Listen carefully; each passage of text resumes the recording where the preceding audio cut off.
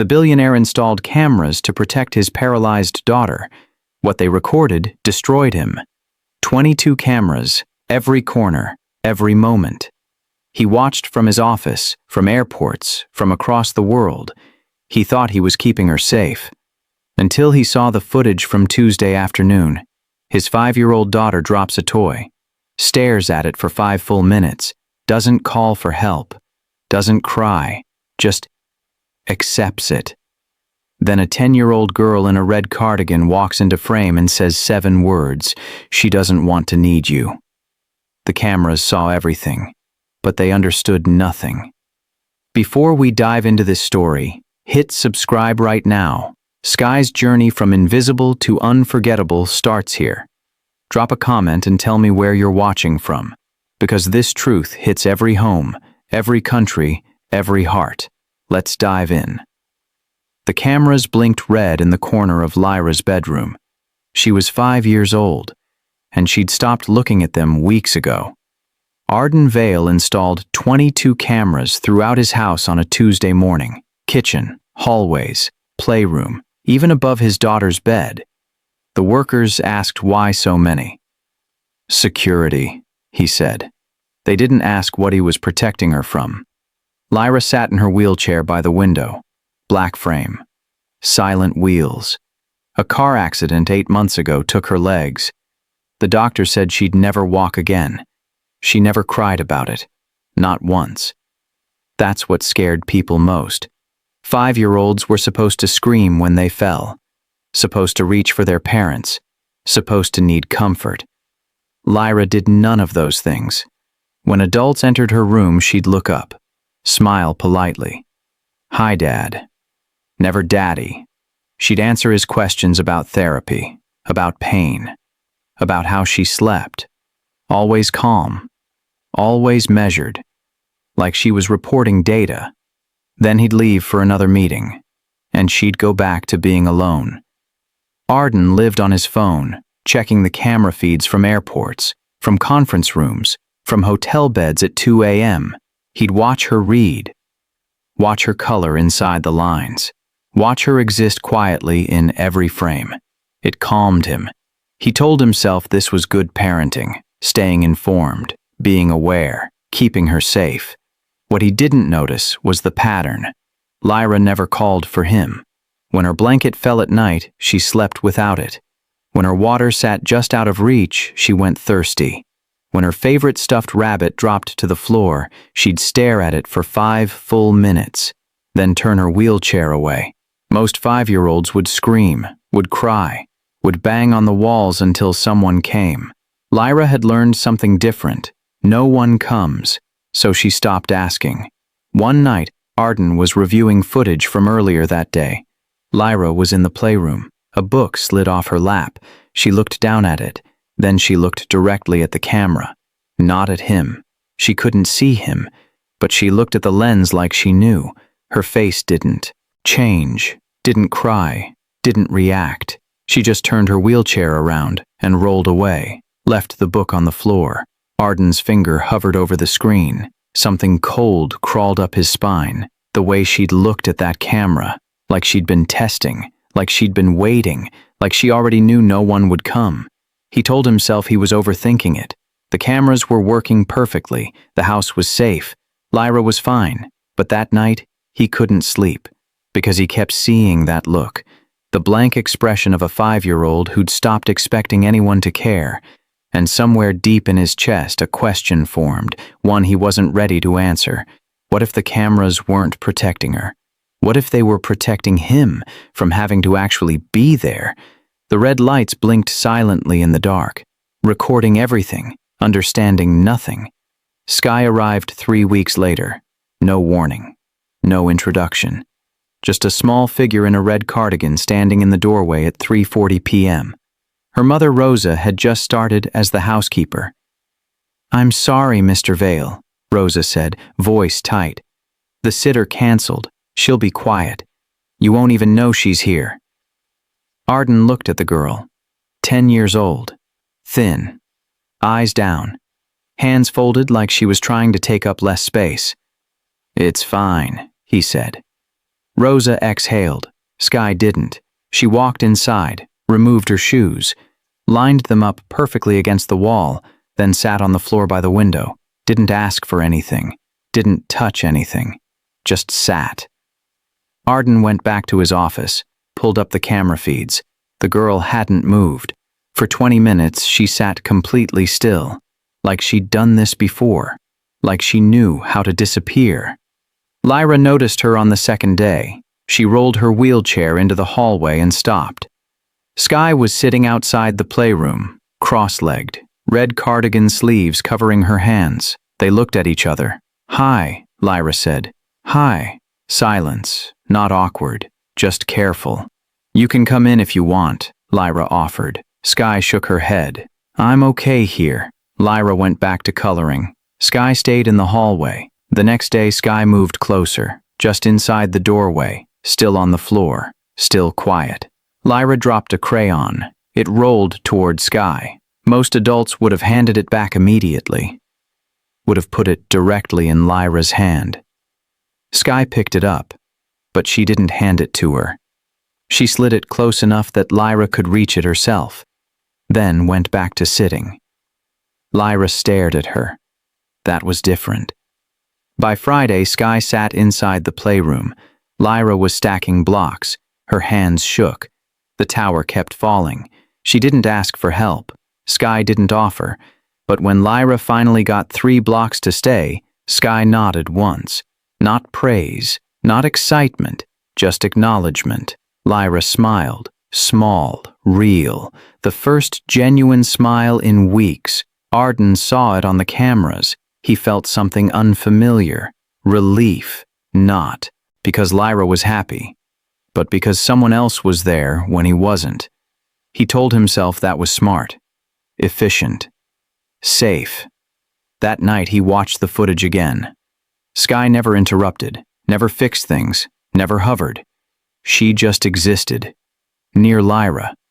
And somehow that mattered. But something else caught his attention. When Rosa's voice rose in the kitchen, not angry, just stressed, Sky's shoulders tensed, her eyes flicked toward the door, body coiled, ready to run. Arden recognized that reflex. He'd seen it in employees who'd been fired too many times, in people who expected disappointment. Sky wasn't just well-behaved, she was surviving. The next afternoon, Arden came home early, walked quietly to the playroom. Lyra was explaining how her wheelchair worked, technical, detailed. Sky listened like every word mattered. "So if you go too fast, you tip?" Sky asked. "A little, but I can fix it." "Does it scare you?" Lyra paused. Adults never asked that. They assumed if she didn't complain, she wasn't scared. "Sometimes," Lyra admitted quietly. "That makes sense," Sky said. No comfort, no fixing, just acceptance. Lyra's whole body relaxed, like she'd been holding her breath for months. Arden stood in the doorway. Neither girl noticed him. Lyra looked comfortable, not performing, not careful, just present. He left without saying anything. That night he couldn't stop thinking about it. Sky had done nothing special. No games, no entertainment, no effort to make Lyra happy. She'd just been there. And that was everything Arden had failed to give. He opened his laptop, pulled up the camera feeds, watched his daughter laugh softly at something Sky said. A real laugh. Unguarded. Alive. And he realized something that made his chest tight. He'd been watching Lyra for months, monitoring every movement, tracking every moment, but he hadn't actually seen her, not until Sky showed him what he was missing. A 10-year-old girl who knew how to sit with pain, who didn't try to fix everything, who understood that sometimes presence was enough. Arden closed the laptop, sat in the dark, and for the first time he felt ashamed, not of what he'd done, but of what he hadn't. Lyra's mother died when Lyra was 3. Arden kept her memory perfect. "Your mother was so calm," he'd tell Lyra. "Nothing ever rattled her. She was like still water." Lyra would nod. never correct him. But she remembered something different. She remembered noise, singing off-key in the kitchen, her mother laughing so hard she snorted. She remembered her mother crying during commercials, yelling at traffic, dancing badly, living loudly. Arden's version was quieter, cleaner, easier to carry without breaking. The house reflected his memory. Soft photographs in silver frames. Everything arranged perfectly. A shrine to a woman who never existed. Lyra avoided the hallway where the pictures hung. She took the long way to her room every single day, an extra 30 seconds, a full loop around the house. Skye noticed on her 4th day. She watched Lyra wheel past the direct route. Choose the longer path. She didn't ask why, but the next day Skye took the long way too. One afternoon, Rosa was dusting the picture frames. Skye stood beside her mother, staring at the woman in the photos. "She's pretty," Skye said. "She was," Rosa replied softly. Skye tilted her head. "Was she quiet?" Rosa paused, looked at her daughter. "Why do you ask?" Skye shrugged. "The house feels like she was quiet." Rosa studied the photograph for a long moment. "No," she said finally. "I only met her twice, but she was loud. The good kind of loud." Skye nodded, like that explained something she'd been trying to figure out. That evening, Skye sat with Lyra in the playroom. Lyra was drawing. Her hand moved slowly across paper. "Did your mom like quiet?" Skye asked. Lyra's hand stopped. She looked up. Nobody ever asked her about her mother. Adults told her things about her mother, but they never asked. "No," Lyra said quietly. "She liked music. She sang all the time." "Was she good?" Lyra almost smiled. "Terrible. Really, really bad." Skye grinned. "My mom can't sing either, but she does it anyway when she's happy." Lyra put down her crayon. Her voice got smaller. "Dad says Mom was always calm, that she never got upset." She looked at Skye. "But I remember her crying once. She dropped a whole plate of spaghetti and just sat on the floor and cried. Then she laughed. Then she cried again." "That sounds normal," Skye said. "Dad doesn't remember it that way." Skye thought about this carefully. "Maybe he needs her to be calm," she said, "so he doesn't have to feel sad." Lyra stared at her. Nobody had ever said anything like that before. "What do you mean?" "If she was perfect, then losing her makes sense. But if she was messy and real and loud, then losing her just hurts." Lyra's eyes got shiny. "I miss the messy parts." "Me too," Skye said. "When people die, everyone makes them perfect, but perfect people aren't real." From that day forward, something shifted. When the house got too quiet, Skye hummed, not loud, not obnoxious, just soft sounds that filled the empty spaces. Lyra never asked her to stop. Arden noticed through the cameras. The humming irritated him at first. Disorder, noise, unnecessary. But then he saw Lyra's face when Skye hummed. She looked lighter, less tense, like she could finally breathe. One night, Arden stood in the hallway with the photographs. He stared at his wife's face, tried to remember her voice. He couldn't. He'd polished the memory so carefully that he'd erased the details. The burnt dinners, the ugly crying, the dancing in grocery store aisles, the realness. He'd needed her to be perfect, because perfect people don't leave holes when they go. But she had left a hole, a massive one, and he'd been so terrified of falling into it that he'd made Lyra stand at the edge alone. Arden reached for the largest photograph. His hand trembled. He picked it up. For the first time in 2 years, he let himself remember the truth. His wife burned toast every Sunday. She cried at dog videos. She forgot appointments and sang off-key and left her shoes everywhere. And Lyra was exactly like her, or she had been, before the accident, before the quiet consumed everything, before he taught her that emotions were dangerous. He put the photo down, walked to Lyra's room. She was already asleep. He sat beside her bed.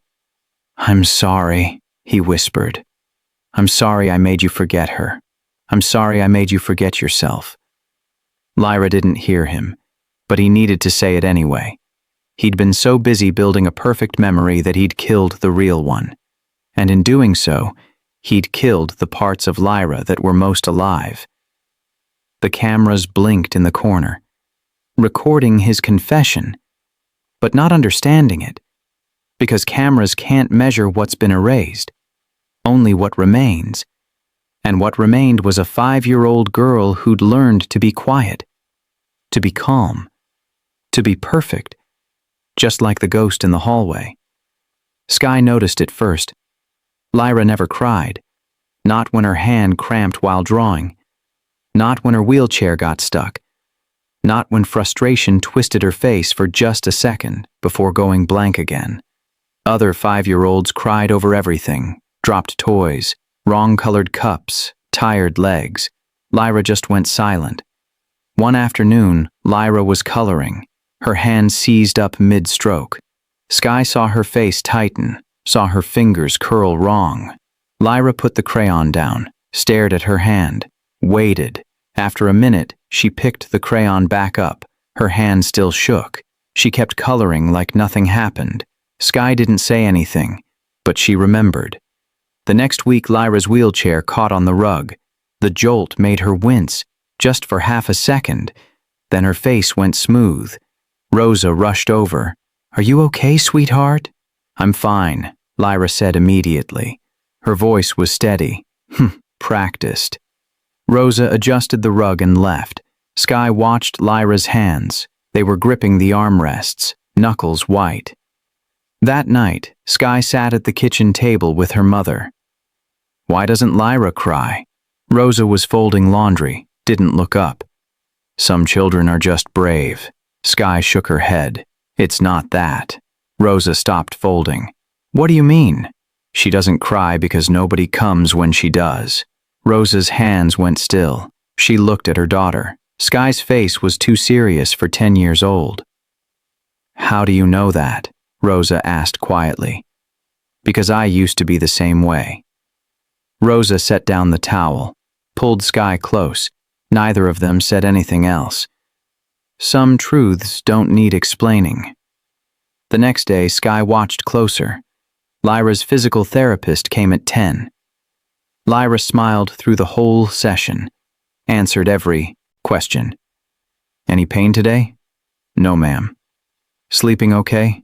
"Yes, ma'am." "Feeling strong?" "Yes, ma'am." The therapist left satisfied. The second the door closed, Lyra's smile dropped. Her shoulders sagged like someone cut the strings. She looked exhausted. When Arden called that evening, Lyra answered on the first ring. "Hi, Dad." Her voice was bright, energetic. "How was therapy?" "Good. I did all the exercises." "Any soreness?" "Nope. I feel great." She hung up, then laid her head on the desk, closed her eyes. Sky saw it all from the doorway. She understood. Lyra wasn't fine. She was performing fine, because fine kept adults calm, and calm adults stayed. Later that week, Lyra was reaching for a book on a high shelf. She stretched, her wheelchair tilted slightly forward. The book didn't budge. She tried again. Her breathing got faster, shallower. Sky stood up, walked over, but she didn't grab the book. She just stood there. "Do you want help?" she asked. Lyra stopped, stared at her. Nobody ever asked, they just helped, or they walked past without noticing. But nobody asked. "Yes," Lyra whispered. Sky handed her the book. Lyra took it with both hands. Her eyes got shiny, not quite tears, but close. "Thank you," she said. Her voice cracked on the second word. Sky nodded, sat back down on the floor. Then she said something that broke the air open. "You don't have to be okay all the time." Lyra stared at her. "Yes, I do." "Why?" "Because if I'm not okay, Dad gets scared. And when adults get scared, they leave." Sky's chest tightened. She knew that logic, had lived it. That's not fair, Sky said. I know, Lyra replied. But it's true. Her voice cracked again. This time a tear slipped out. She wiped it fast, like evidence. I'm so tired, she whispered. I'm tired of being strong. I'm tired of being fine. I'm tired of making everyone else feel better. Another tear. But if I'm not strong, everyone falls apart. And then I'm alone.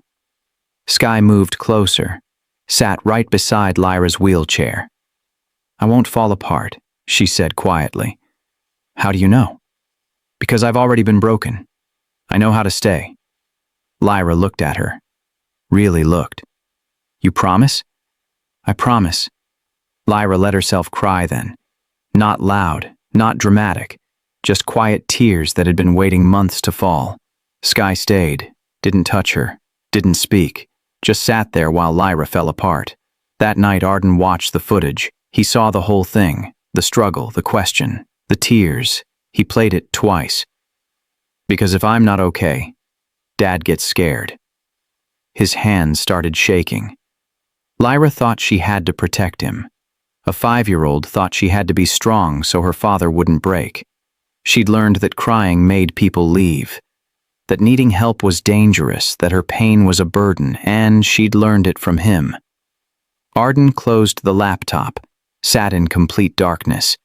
He'd thought he was building safety, routine, structure, control.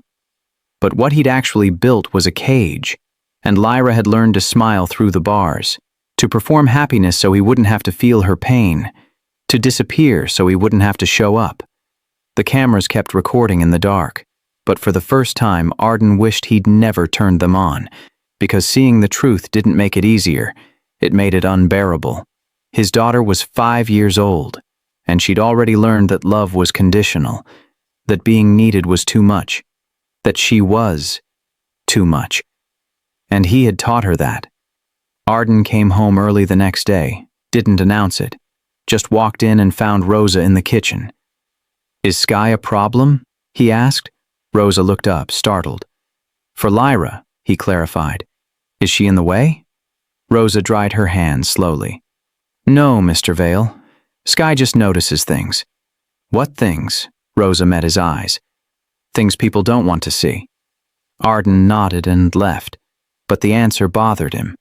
What was he not seeing? That night, he didn't just review the cameras. He studied them. Not for danger, for truth. He saw Lyra pause before entering every room, scanning, calculating, deciding which version of herself to be. He saw her voice change depending on who was nearby, brighter for therapists, calmer for Rosa, real only for Sky. He saw Sky wait, always wait, never moving first, never offering help unless asked, letting Lyra control everything. Then he found footage from 3 days ago. Lyra was trying to open a juice container. Her hands kept slipping. Sky sat nearby, watching. After a full minute, Sky spoke softly. You can ask me. Lyra stopped trying. I don't like asking. Why? Lyra stared at her hands. Because people get tired of me. Her voice was flat, matter of fact, like she'd accepted it a long time ago. Sky tilted her head, thinking. Then she said it, the sentence that changed everything.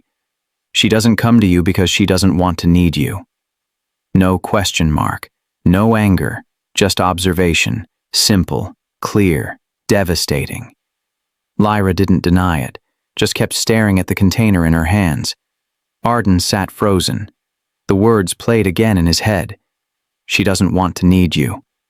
His mouth opened, to defend himself, to explain, but every defense sounded hollow. I provide everything. So what? Providing isn't presence. I keep her safe. From what? From feeling? I'm always available. Through a screen, through distance, through cameras that let him care without connecting. He closed the laptop. His hands were shaking. That night he went to Lyra's room. Not to check on her, not to ask about her day. He just went. Sat in the chair near her bed. Lyra woke up, saw him there. "Dad?" Her voice was small, confused. "I'm here," he said. She waited. He had no plan, no script. The silence stretched. Finally, Arden asked, "Do you feel safe here?" "Yes," Lyra said. Immediate. Automatic. The word should have relieved him. Instead, it felt empty. He tried again. "Do you feel held?" Lyra went completely still. Not because she didn't understand, because she understood perfectly. She looked at him for a long moment, considering whether to lie. Then she decided on truth. "I feel managed," she said quietly. The word landed like a punch. Managed, not loved, not cared for, not seen. Managed, like a schedule, a system, a problem he'd solved. "What does that mean?" Arden asked, even though he knew. Lyra picked at her blanket. "It means everything happens on time. My therapy, my meals, my medicine." She paused. "But nothing feels warm." Arden's throat closed. "I see," he managed. "You do all the right things," Lyra continued. Her voice was gentle. "But it feels like you're following instructions, like I'm a project." She looked at him directly. "Not like I'm your daughter." Arden wanted to argue, to explain all the ways he'd sacrificed, the sleep he'd lost, the meetings he'd monitored her through, the systems he'd built to keep her alive. But sitting here now, those things sounded pathetic. "I'm sorry," he said. Lyra looked surprised. Adults didn't apologize to her. They explained, justified, moved on. "For what?" she asked. "For watching you instead of seeing you." Lyra's eyes filled with tears. She didn't let them fall. "Can I ask you something?" Arden said. She nodded. "When was the last time you cried?" Lyra thought about it. Really thought. "I don't remember," she said finally. "Why not?" She looked down at her hands. "Because when I cry, you get this look on your face. Like I broke something. Like you don't know what to do with me." Her voice stayed steady, clinical, like she was describing weather. "So you try to fix it really fast. You call people. You change things. You make it stop." She met his eyes. "But you never just stay." Arden felt something crack inside his chest. "You're not broken," he said. "Then why does everyone act like I am?" The question hung in the air. Arden had no answer. Because she was right. Everyone did. The therapists who spoke too slowly, the relatives who looked at her with pity. Him, most of all. He'd built an entire life around her limitations, instead of just being her father. He reached out slowly, put his hand on hers. She didn't pull away, but she didn't lean in either. She just accepted it, like she accepted everything else, with resignation instead of hope. "I want to do better," Arden said. Lyra nodded, but her face stayed neutral. She'd heard promises before, from doctors who said therapy would help, from relatives who said they'd visit, from her father who said he'd always be there. Everyone wanted to do better. Nobody stayed long enough to actually do it. Arden saw the doubt in her eyes and realized words wouldn't fix this. Only time would. Time he'd have to actually be present for.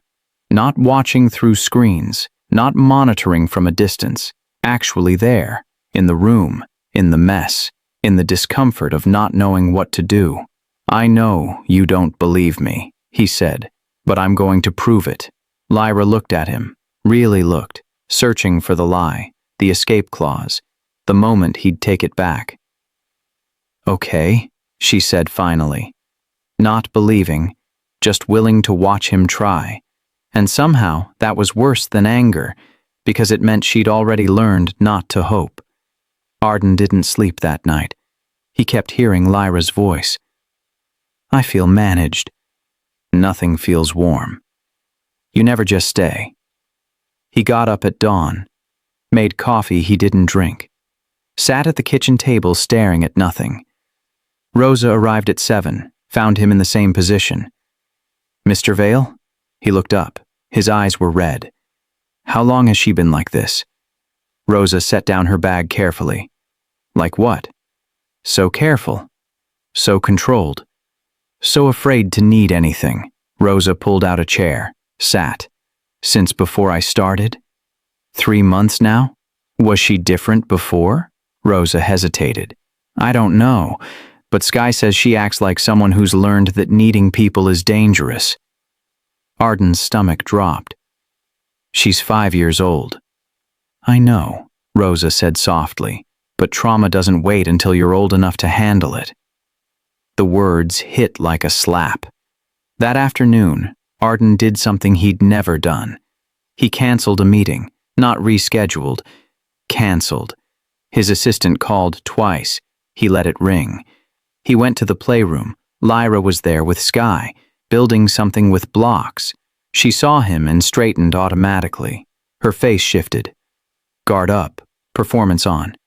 Hi, Dad. Hi, Arden said. Then he did something that made both girls freeze. He sat on the floor, not in a chair. On the floor. Adults didn't do that, especially not Arden Vale. Lyra stared. Sky glanced between them but said nothing. Arden didn't explain, didn't ask questions. He just stayed. The silence was thick, uncomfortable. After a minute, Lyra went back to the blocks. Her movements were stiff, aware of being watched, but slowly, so slowly, she relaxed. Her shoulders dropped. Her hands moved more naturally. Sky handed her a blue block. This one? Lyra asked. Sky nodded. They worked in silence. Arden watched, not through a screen, right there, 3 feet away. At some point, Lyra's tower fell. Blocks scattered everywhere. She froze. Arden's instinct screamed at him. Help. Fix. Rebuild. He stayed still. Sky didn't move either. Lyra looked at the blocks, then at her hands. I hate when that happens, she said quietly. Not to anyone specific, just out loud. The first honest thing she'd said in front of him in months. Me too, Sky said simply.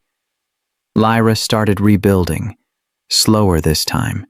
Her hands shook, but she kept going.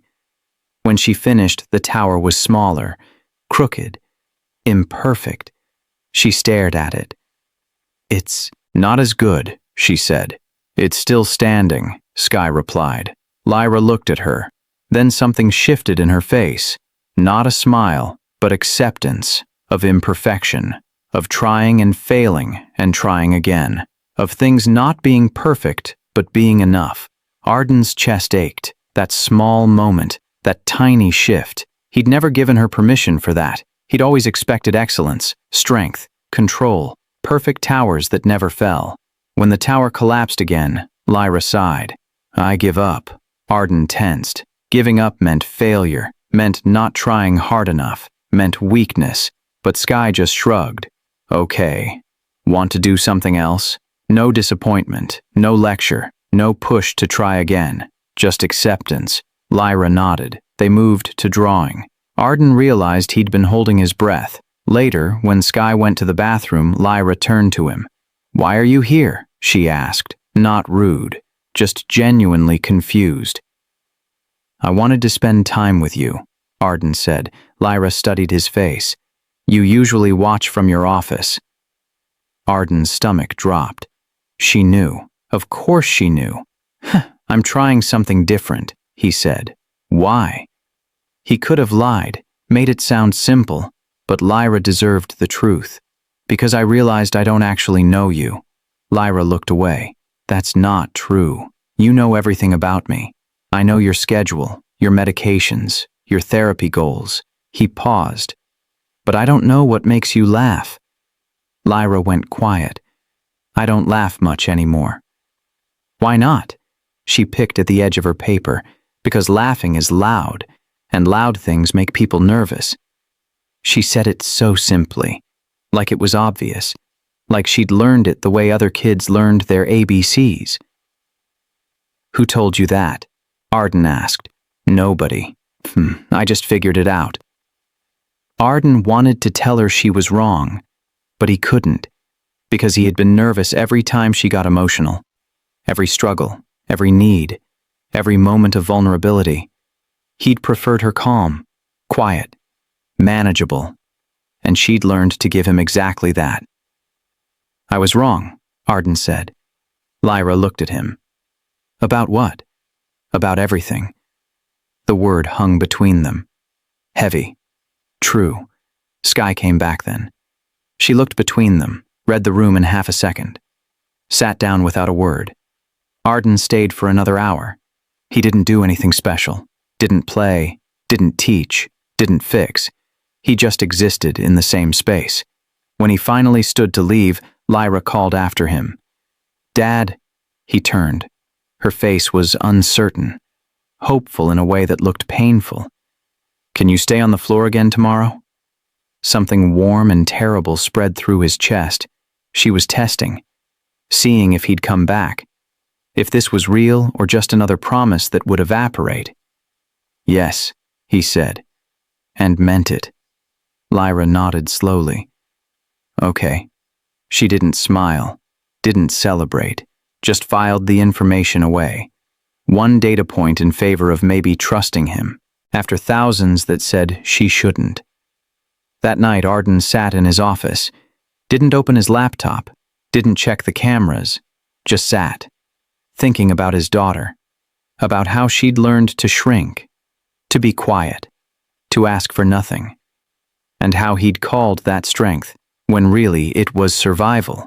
His phone buzzed, work emergency, client upset, deal falling apart. He looked at the screen, then turned the phone off, completely off, for the first time in 5 years, because Lyra had asked him to come back tomorrow, and he'd promised, and promises to your daughter matter more than everything else, even if it took him 5 years to learn that. Arden came back the next day, same time, same spot on the floor. Lyra saw him and stopped her wheelchair, stared. "You came back," she said, like she'd expected him not to. "I said I would." She wheeled closer slowly. "People say things. I know. They don't always mean them." Arden's throat tightened. "I mean it." Lyra nodded, but her eyes said, "We'll see." Sky arrived at 3:40. She saw Arden on the floor and paused in the doorway, then took her usual spot beside Lyra. For a while, nobody spoke. Lyra was working on a puzzle. The pieces were small. Her fingers struggled. She tried the same piece 4 times. Arden's hands twitched. Every instinct screamed to help, to show her the right way, to fix it. Sky caught his eye, shook her head slightly. Wait, so he did. On the 5th try, Lyra got the piece in. She exhaled slowly. No celebration, no smile, just relief. "That was hard," she said. "Yeah," Sky agreed. Not praise, not good job, or "you're so smart," just acknowledgement.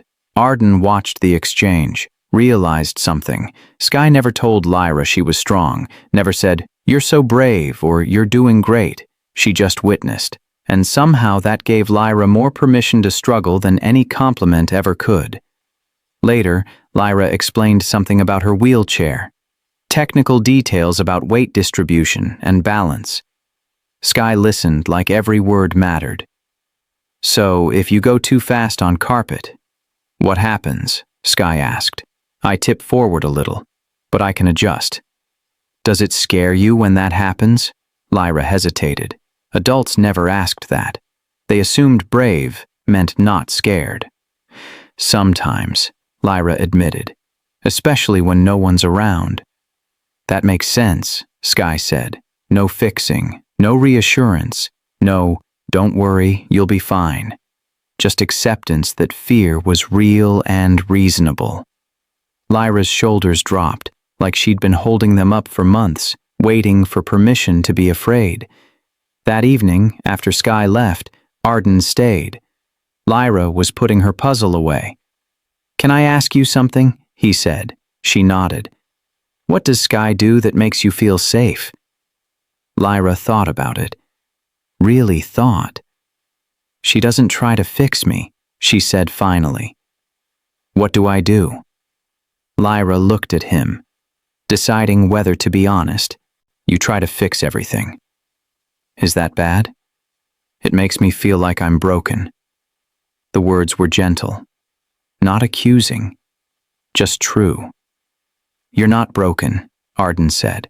"Then why does everyone act like something's wrong with me?" "Because we don't know how to help." Lyra shook her head. "I don't need help.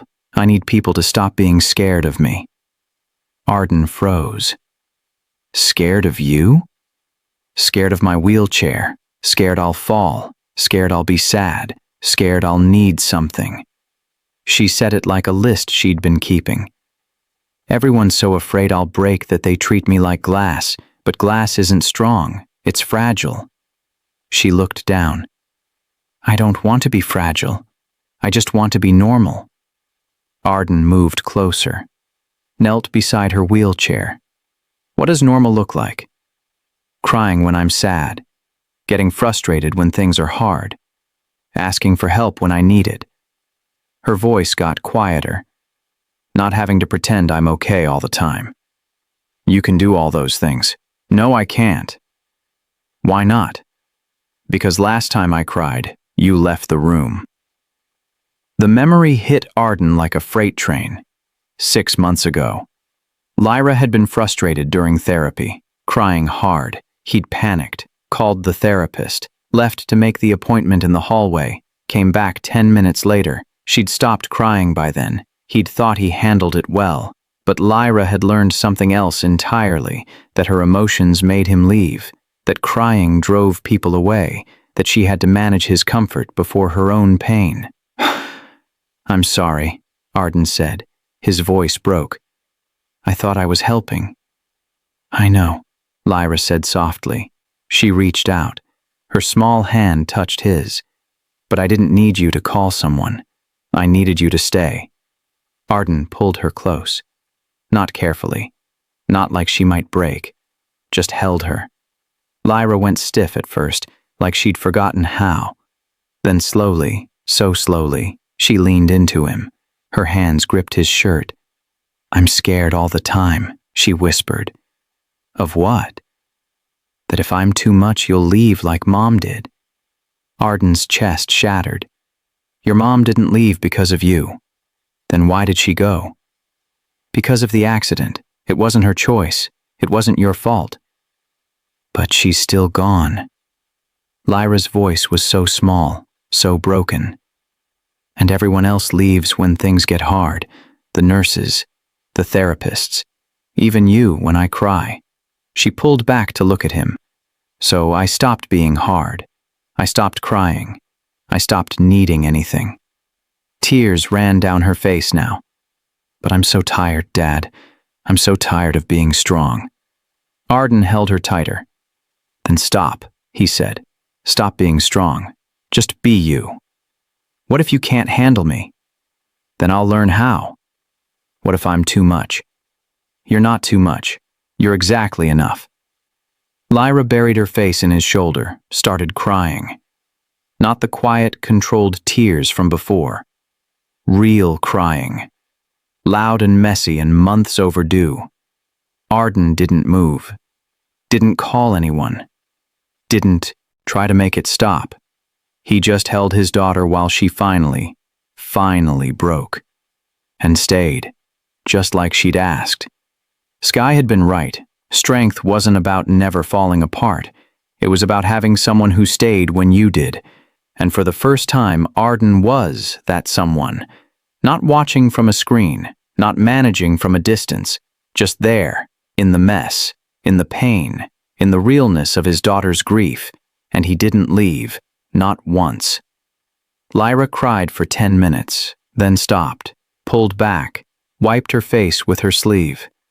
"Sorry," she said automatically. "Don't apologize," Arden said, "but I got your shirt wet." "I don't care about my shirt." Lyra looked at him like he'd spoken another language. She'd spent so long managing other people's comfort that her own didn't exist anymore. The next morning, Arden did something he'd never done. He called in sick to a board meeting. He wasn't sick, but he stayed home anyway. When Lyra came out for breakfast, she froze. "You're still here." "I took the day off." She stared at him. "Why?" "Because I want to be here." Lyra sat down slowly. kept glancing at him, like he might evaporate. They ate in silence for a while. Then Arden asked something he should have asked years ago. "Why don't you call for me when you need something?" Lyra put down her spoon carefully. "Because you're always busy." "I'm not too busy for you." She looked at him with those two old eyes. When adults are overwhelmed, children disappear. Arden felt the air leave his lungs. "What?" "When you have too much, you stop seeing me. You see my schedule, my therapy appointments, my medication chart." She said it like reciting facts, like explaining gravity. "But not me." Arden's hands started shaking. "You're 5 years old. You shouldn't think like this. But I do." "Why?" Lyra looked down at her hands. "Because if I add more to your list, you might break." Her voice stayed steady, clinical. "And then I'll have nobody."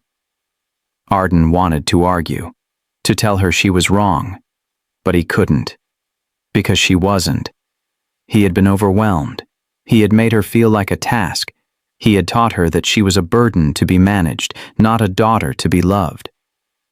"You're not something on my list," he said. Lyra's face didn't change. "Yes, I am. Number 3. After work and sleep." Arden's breath caught. She'd been watching, paying attention, learning his priorities by what he actually did, not what he said. "That's changing," he said. "People don't change." "I am." "Why now?" The question was so direct, so devastating in its simplicity. "Because I finally saw what I was doing to you," Arden said. Lyra was quiet for a moment. "What were you doing?" "I was teaching you that you didn't matter." The words felt like glass coming up, but they needed to be said. Lyra's eyes filled with tears. "I thought that's what you wanted. For me to be easy? I was wrong. But you seemed happier when I didn't need anything." Arden closed his eyes, wanted to disappear, because she was right. He had been relieved when she stopped asking, when she became self-sufficient, when she made herself small and quiet and easy. He'd called it independence. It was abandonment. "I'm sorry," he said. "It's okay." "No, it's not." Lyra looked at him. "I should have asked what you needed instead of deciding for you," Arden said. "I should have been your father, not your manager." "What's the difference?" The question broke him. A father stays when things are hard. A manager just makes sure things run on time. Lyra absorbed this. "You're trying to be a father now?" "Yes." "What if you're bad at it?" "Then I'll keep trying until I'm better." She studied his face, searching for the lie. The exit. "Okay," she said finally. Not believing, just willing to watch. That afternoon, Skye arrived. She saw Arden still there, and her eyes widened slightly. "You stayed," she said. "I did." Skye studied him for a long moment, then nodded once, like he'd passed a test. She sat down with Lyra like always, but something was different. The air was less heavy. Lyra was quieter than usual. "Are you okay?" Skye asked. Lyra nodded. "I cried last night." Skye's eyebrows went up. "You did?" "Yeah, a lot." "What happened?" "Nothing bad. Dad stayed." Skye looked at Arden. Something like respect crossed her face. "How do you feel now?" she asked Lyra. "Tired. But different." "Good different?" "I think so." Later, when Lyra went to get water, Skye spoke quietly. "She's testing you." Arden looked at her. "I know. Every time you leave, she'll assume you're not coming back." "How long will that last?" Skye shrugged. "Depends how long it takes you to prove her wrong." She said it matter-of-factly, like explaining math. "How do you know all this?" Arden asked. Skye looked down at her hands. "Because I used to test people too, to see if they'd stay." "Did anyone?" "Not until my mom." Her voice got quieter. Everyone else left when I needed them, so I learned to need nobody. She looked up at him. That's where Lyra is now. She needs nobody because needing people is dangerous. Arden's chest hurt. What should I do? Just keep showing up. Even when it's boring. Even when she pushes you away. Even when she acts like she doesn't care. She paused. Especially then. When Lyra came back, she had 3 juice boxes. 1 for her, 1 for Sky, 1 for Arden. She handed him his without looking at him. Thank you, he said. She nodded, still not meeting his eyes, but she'd included him. That was something.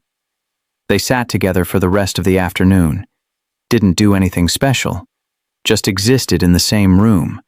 And when Arden finally had to leave for an hour, just 1 hour for a critical call he couldn't avoid, Lyra's face went blank. Okay, she said, flat, empty. I'm coming back, Arden said. In 1 hour, I promise. Okay. She didn't believe him. He could see it. He took the call in his car, in the driveway, where she could see him through the window.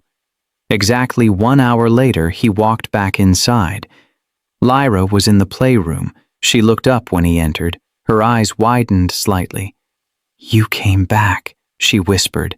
I said I would. But I know, people don't. But I did. Something cracked in her expression. Not quite trust, but maybe the beginning of it.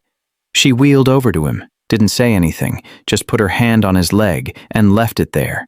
That night, Arden realized something. Trust wasn't built in grand gestures.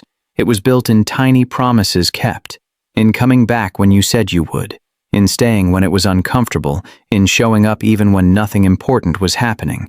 Lyra didn't need a hero, she needed consistency, and for the first time in her life, she was going to get it. 2 weeks passed.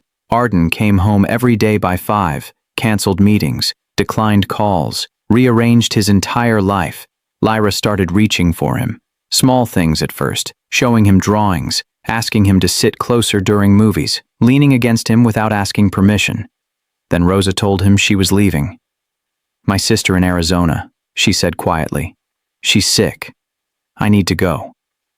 When? Arden asked. A month. His stomach dropped. Not because of Rosa, because of Sky. Sky wouldn't be coming anymore. That night he watched Lyra and Sky through the doorway. They were playing cards, taking turns, laughing quietly. He realized how much Sky had changed everything. She'd shown him what his daughter needed, what love actually looked like. And now, she was leaving. Sky found out 3 days later. Overheard her mother on the phone. She didn't cry. Didn't protest. She just went to her backpack. Started organizing everything, folding her extra cardigan, checking her pencils, making sure it all fit. Lyra wheeled over. What are you doing? Packing, Sky said quietly. For what? Sky stopped folding. Looked at Lyra. We're moving to Arizona. My aunt's sick. Lyra's face went completely blank. When? 3 weeks. Oh. 1 word. Flat. Empty. Lyra rolled back to her coloring, picked up a crayon. Her hand was shaking. Sky watched her. Are you okay? Yeah. But her voice was too even, too controlled. Sky sat beside her wheelchair. You don't sound okay. Lyra kept coloring. Her strokes got harder. Messier. Everyone leaves, she said finally. Not angry. Just stating facts. I don't want to, Sky said. But you are. Sky didn't have an answer for that. Lyra put the crayon down. My mom left. All the nurses left when I got better. The first therapist quit. Her voice stayed steady. Clinical. Now you're leaving too. She looked at Sky. I'm really tired of people leaving. Sky's throat tightened. I'm sorry. Lyra shook her head. It's not your fault. It's just what happens. She said it like gravity, like something she'd accepted long ago. People come. Then they go. And I'm still here. That's what broke Sky. Not the sadness, the resignation. The way Lyra had been preparing for this moment since the day they met. That evening, Sky went to her room, started packing her bag completely. Not because they were leaving tomorrow, because she needed to control something. She folded her red cardigan, put it on top, checked her book, her socks, her pencils, everything in order, everything ready. Arden saw her from the hallway. She looked so small, so careful, like she'd done this 100 times before. He knocked softly. Sky looked up. "You're leaving soon," he said. She nodded. "Are you scared?" Sky thought about it. A little. Of what? New places. New school. She zipped her bag slowly. And leaving Lyra.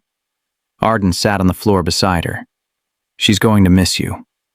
Sky's eyes got shiny. "I'm going to miss her too. You helped her a lot." Sky shook her head. "I just sat with her." That was exactly what she needed. Sky looked at him seriously. "Are you going to keep doing it? After I leave?" The question hit hard. "Yes. Promise. I promise." Sky studied his face. "She's going to test you. Especially after I'm gone." "I know.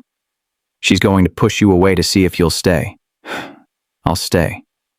"What if she's mean? What if she says she doesn't need you?" "I'll stay anyway." Sky nodded slowly. "Good." She looked down at her bag. "My mom left my dad when I was 7. Then we moved 4 times in 2 years." Her voice got quieter. "I learned to pack fast, to not make friends, to not need anybody." She looked up. "That's why I know what Lyra's doing? Because I did it too." Arden's chest ached. "Did anyone stay?" "My mom did. Once she got her life together." Sky picked at her sleeve. "But it took a long time for me to believe her, to trust that we weren't leaving again." "How long?" "A year. Maybe more." She met his eyes. "That's how long it'll take Lyra too. Maybe longer." "I'll be there," Arden said. "Every day?" "Every day." Sky smiled slightly. "Okay then. She'll be okay." The next day was Sky's last scheduled afternoon. She arrived at 3:40, removed her shoes, lined them up perfectly. One last time. Lyra was waiting in the playroom. They looked at each other. Neither knew what to say, so they just sat together, like always. But everything felt different now, heavier, final. After a while, Lyra spoke. "Will you forget me?" Sky looked at her. "Never." "How do you know?" "Because you're not the kind of person people forget." Lyra's eyes filled with tears. "I don't want you to go. I don't want to go either." They sat in silence. Then Lyra did something she never did. She reached out, held Sky's hand. Sky held back. They stayed like that until Rosa called from the kitchen. When Sky stood to leave, Lyra grabbed her sleeve. "Thank you," Lyra whispered. "For what?" "For staying as long as you did." Sky hugged her. Quick, tight, real. Then she let go. Walked to the door. Didn't look back. Because if she did, she wouldn't be able to leave. Arden watched from the hallway. Lyra sat alone in her wheelchair, staring at the empty doorway.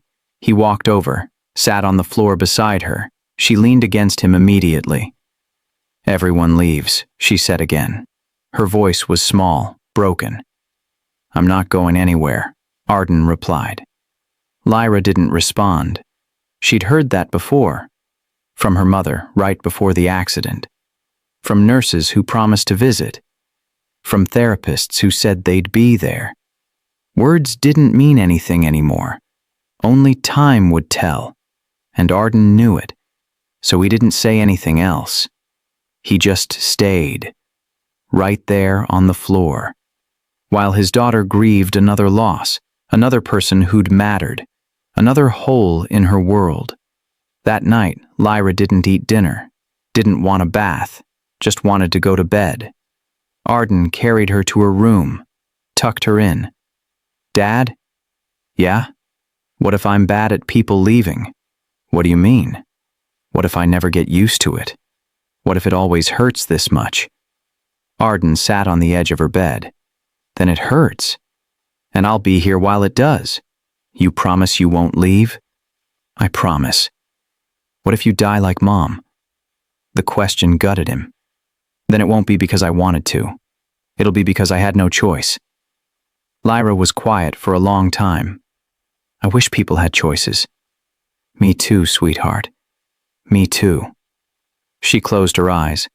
Arden stayed until she fell asleep, then stayed longer, because tomorrow she'd wake up, and Sky would still be gone, and he needed to prove that he wasn't. The next morning, Lyra didn't come out of her room. Arden knocked softly. Lyra? Silence. He opened the door. She was in bed, eyes open, staring at the ceiling. Are you okay? He asked. I don't feel good. Arden touched her forehead. No fever. Where does it hurt? Everywhere. She said it flatly, like reporting weather. Arden recognized that tone. She wasn't physically sick. She was emotionally destroyed. Do you want to stay in bed today? Lyra nodded. Usually Arden would have pushed. Routine was important. Structure helped. Lying in bed led to depression. But today he just said, okay. He sat on the edge of her bed. I'm staying home. Lyra turned to look at him. Don't you have meetings? I moved them. All of them? All of them. She studied his face, looking for the catch. The moment he'd check his phone and realize he'd made a mistake. You don't have to stay, she said. I'm fine. You just said you don't feel good. I'll be fine by myself. Arden shook his head. I'm not leaving you alone when you're sad. Lyra's face crumpled, just for a second. Then she caught herself, tried to go blank again, but it was too late. I'm always sad now, she whispered. Her voice broke on the last word. Arden pulled her close. She didn't resist, just curled into him. I miss Sky, she said against his chest. I know. And I miss Mom. I know. And I'm tired of missing people. Me too. They stayed like that for a long time. Eventually, Lyra cried herself back to sleep. Arden didn't move. He canceled his morning meeting from his phone, then canceled the afternoon one too. His assistant called. He sent it to voicemail. She called again. He turned off the phone, completely off. For the first time in years, work could wait. His daughter couldn't. When Lyra woke up, it was almost noon. She looked surprised to see him still there. You stayed, she said. I told you I would. Something shifted in her expression. Not quite trust, but maybe the foundation of it. That afternoon, Arden did something that felt radical. He sat on the floor in her room. No laptop, no phone, no agenda. Just him. Lyra watched him from her wheelchair. What are you doing? Being here. That's it? That's it. She wheeled closer. You look weird just sitting there. I feel weird just sitting here. Lyra almost smiled. Why are you doing it then? Arden looked at her, really looked at her. Because I don't know how to be your father, and I'm trying to figure it out. Lyra's eyes widened. You're supposed to know. I don't. That's scary. Yeah, Arden admitted. It is. Lyra was quiet for a moment. Then she said something that changed everything. I liked it better when you didn't have all the answers. Arden blinked. Why? Because when you knew everything, you didn't need me to tell you anything. She picked at her armrest. You just fixed things and left. Arden felt like he'd been punched. I'm sorry. It's okay. No, it's not. I should have asked you what you needed instead of deciding for you. Lyra leaned forward slightly, testing, seeing if he'd stay still. Arden didn't move. Then she leaned further, until her weight rested against him. Not a hug, just gravity, just trust. Arden's eyes burned. This was what she'd needed all along. Not answers, not solutions, not systems, just presence, just someone who didn't know what to do but stayed anyway. They sat like that until Lyra spoke again. Dad? Yeah? Can we just do nothing tomorrow too? Arden smiled through the tightness in his throat. Yes. You promise? I promise. Lyra relaxed against him. Actually relaxed, for the first time in months. Okay, she said softly. Her voice was different, unguarded, trusting. Like maybe, just maybe, she was starting to believe him. That evening, Arden carried her to the living room. She didn't ask him to, but when he offered, she didn't refuse. They watched a movie together, something animated and silly. Lyra laughed twice, small laughs, but real. Halfway through, she fell asleep, her head on his shoulder, her breathing steady. Peaceful. Arden didn't move, didn't check his phone, didn't think about work. He just held his daughter, and realized this was the first time she'd fallen asleep near him in over a year. She'd always gone to bed alone, on schedule, without needing anyone, because needing people meant losing them, but tonight she'd let herself need him, and he'd stayed. The cameras were still off. The house was quiet, and for the first time in years it felt like home. Later, when he carried Lyra to bed, she stirred. Dad? I'm here. She grabbed his hand, held it tight. Don't go. I won't. Promise? I promise. She fell back asleep, still holding his hand. Arden sat in the chair beside her bed, didn't even consider leaving. He stayed until morning, not because he had to, because he wanted to, because this was what fathers did.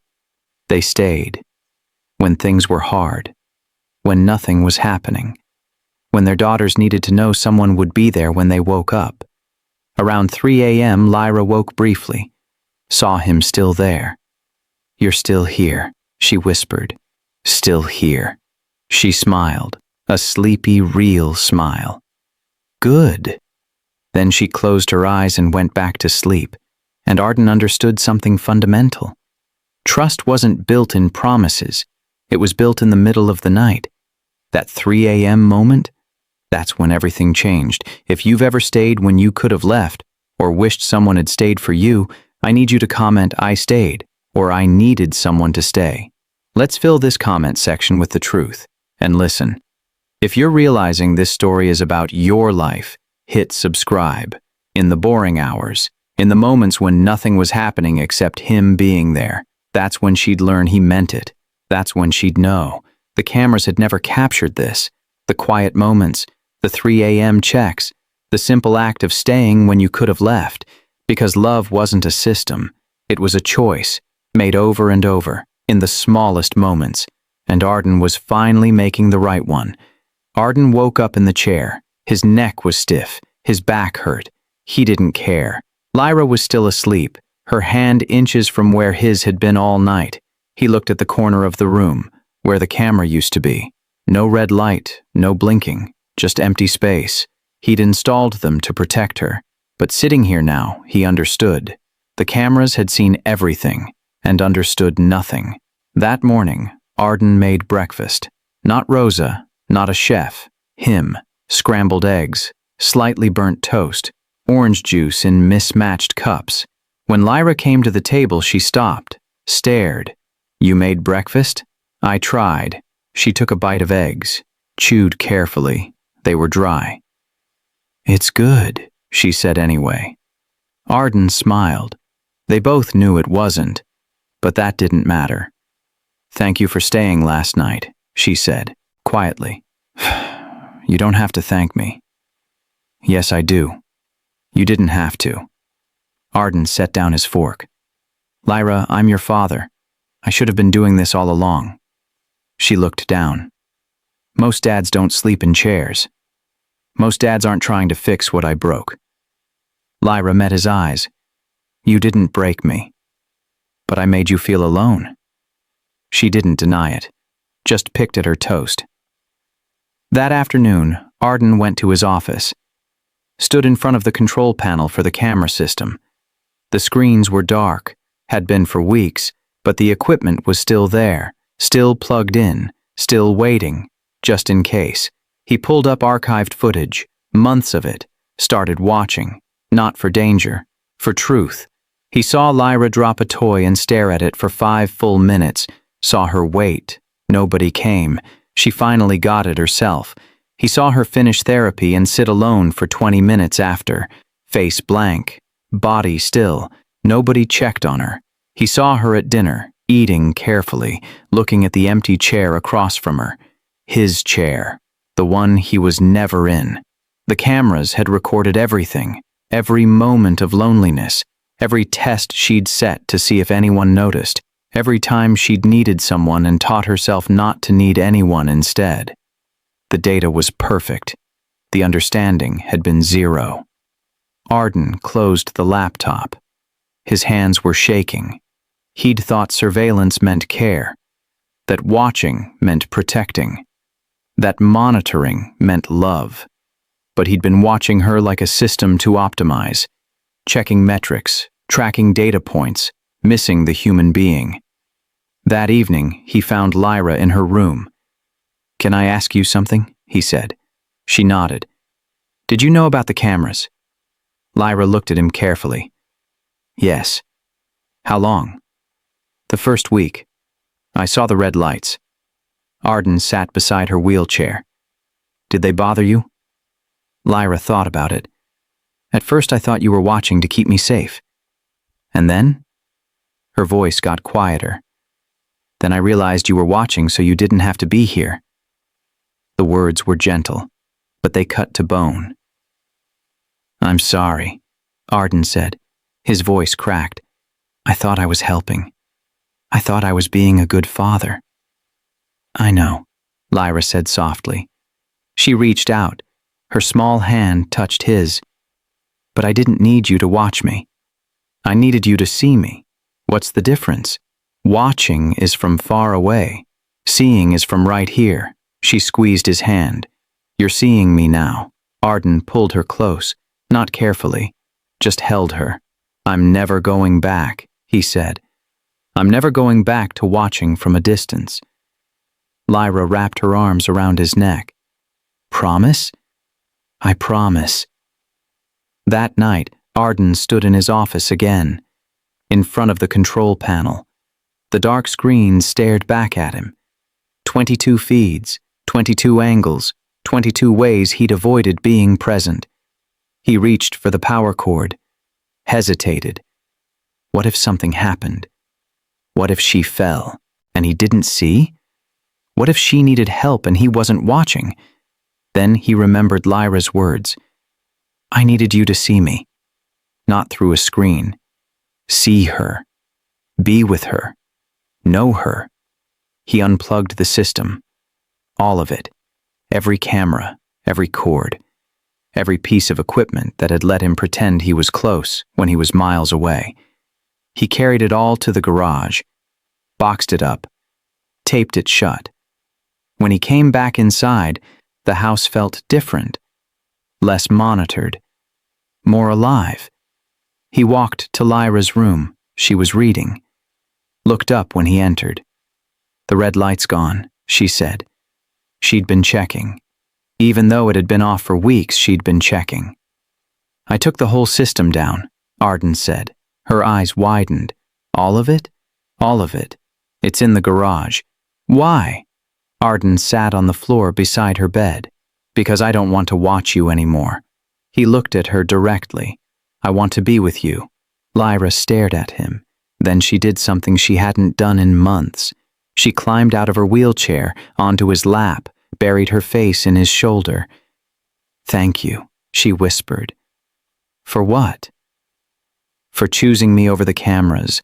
Arden held her tight. "It was never a choice. It should have always been you." They sat like that until Lyra pulled back. "Dad? Yeah? I like this better. You being here instead of watching. Me too. It feels warmer." "It does." She leaned her forehead against his. "Don't turn them back on, even if you get scared." "I won't." "Promise?" "I promise." She smiled, a full smile, real and unguarded. "Okay, I believe you. And that was everything, because she'd stopped believing in promises a long time ago, but she was starting to believe in him. The cameras were gone. The distance was gone. The illusion of control was gone. What remained was simple. A father and daughter, in the same room. No screens between them, no surveillance, no data, just presence, just love, just staying. And for the first time, Arden understood what he'd been missing. You can't measure love through a camera. You can only feel it, when you're close enough to be there. The next morning, Arden's phone rang during breakfast. His biggest client, the one who paid for everything, the house, the medical bills, the life they had. Lyra saw him glance at the screen. Her fork stopped halfway to her mouth. Her shoulders tensed. Her breathing changed. She was waiting. Waiting to be left. Arden looked at his daughter, then at the phone, then back at his daughter. He turned the phone face down. Let it ring. Lyra stared. You didn't answer? No. But it kept ringing. I know. She set down her fork slowly. You always answer. Not anymore. Her eyes searched his face, looking for the regret, the frustration, the moment he'd realize what he'd just done. What if it's important? She whispered. You're more important. Her eyes filled with tears. She looked down, fast. You don't have to do that. Yes, I do. But your work can wait, Arden finished firmly. The phone buzzed with a voicemail, then a text, then another call. Lyra watched it light up. Each buzz made her flinch. Aren't you going to check? Later. When? When you don't need me. Lyra's voice got very small. I always need you. Arden's chest cracked open. Then I guess it can wait a long time. She started crying, quiet tears, not the loud kind, the kind that hurt more because they'd been held so long. I thought work was more important than me. Never. But you always left for it. I was wrong. You chose it over me every time. Arden moved his chair closer. Not anymore. Not ever again. Lyra looked at him. What if they fire you? Then I'll find another job. What if we lose the house? Then we'll find another house. What if... Lyra. He took her hands. Nothing matters more than you. Nothing. Not money. Not work. Not this house. Nothing. She searched his face. You really mean that? It wasn't a question. It was a realization. I really mean that. She threw her arms around his neck, held on tight. I was so scared you'd always pick work. I did. For too long. But not anymore. After breakfast, they sat in the living room. Sunlight came through the windows. Dust floated in the beams. They didn't do anything. No TV, no games, no plan. Just sat together. Lyra kept glancing at him, like he might dissolve. You're really staying all day? She asked. All day. What about your meetings? I moved them.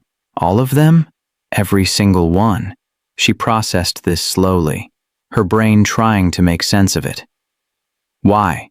Arden turned to face her fully. Because I want to know you. You already know me. I know your medical history, your therapy schedule, your medication times. He paused. But I don't know what makes you laugh, what you dream about, what you're afraid of. Lyra bit her lip. What if I'm boring? You could never be boring.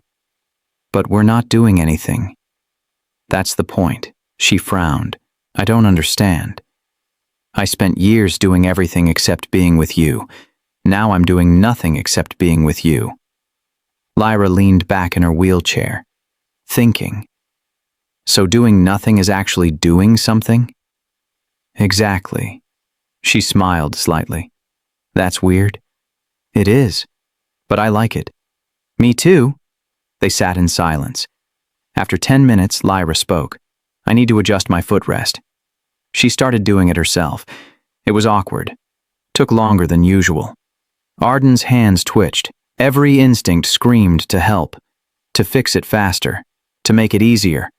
He gripped the couch cushion, forced himself to wait. Lyra struggled. Her face tightened with effort. 1 minute passed. 2.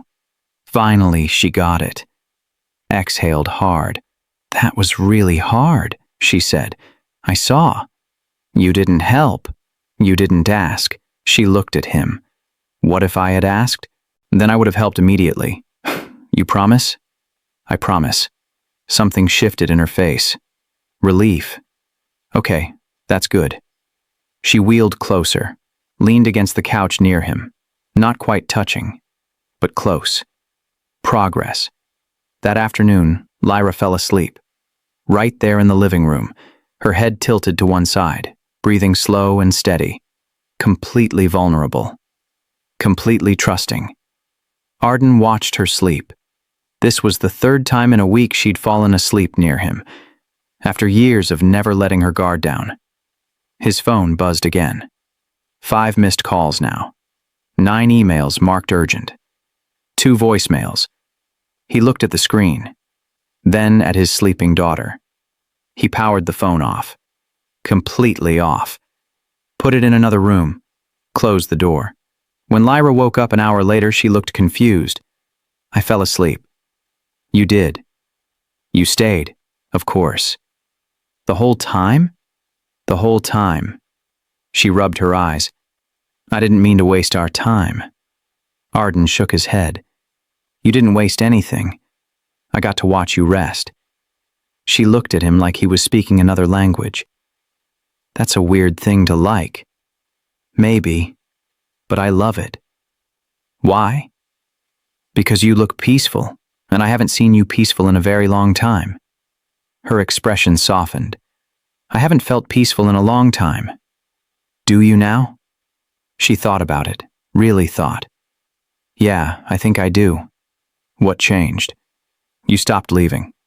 3 words, simple, devastating. You're right, Arden said. I did. She wheeled even closer.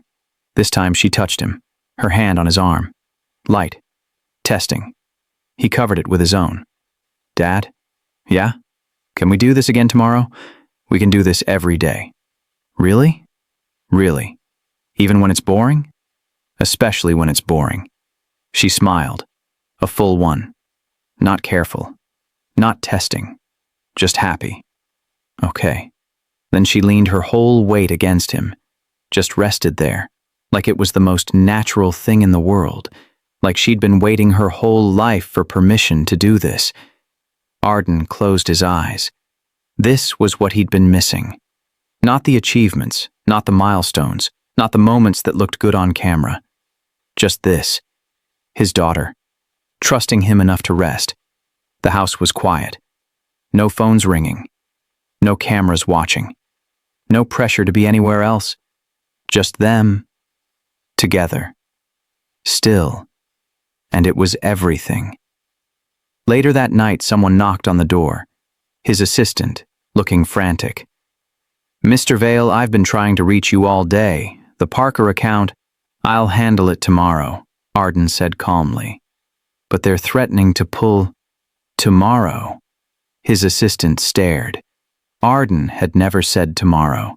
He'd always said now, always dropped everything, always prioritized work. Is everything okay? She asked. Arden looked back into the house. Lyra was in her wheelchair, watching. Everything's fine, he said. Better than fine. He started to close the door. Mr. Vale? He paused. What changed? Arden smiled. I did. He closed the door gently, walked back to Lyra. Was that about work? She asked. Yeah. Are you in trouble? Maybe. Because of me? He knelt beside her wheelchair. No, because I finally got my priorities right. What are your priorities? You. Always you. She smiled, then yawned. I'm tired. Let's get you to bed. He carried her to her room, tucked her in. Dad? Yeah? Thank you for staying still today. Staying still? Yeah. You didn't run around fixing things. You just sat with me.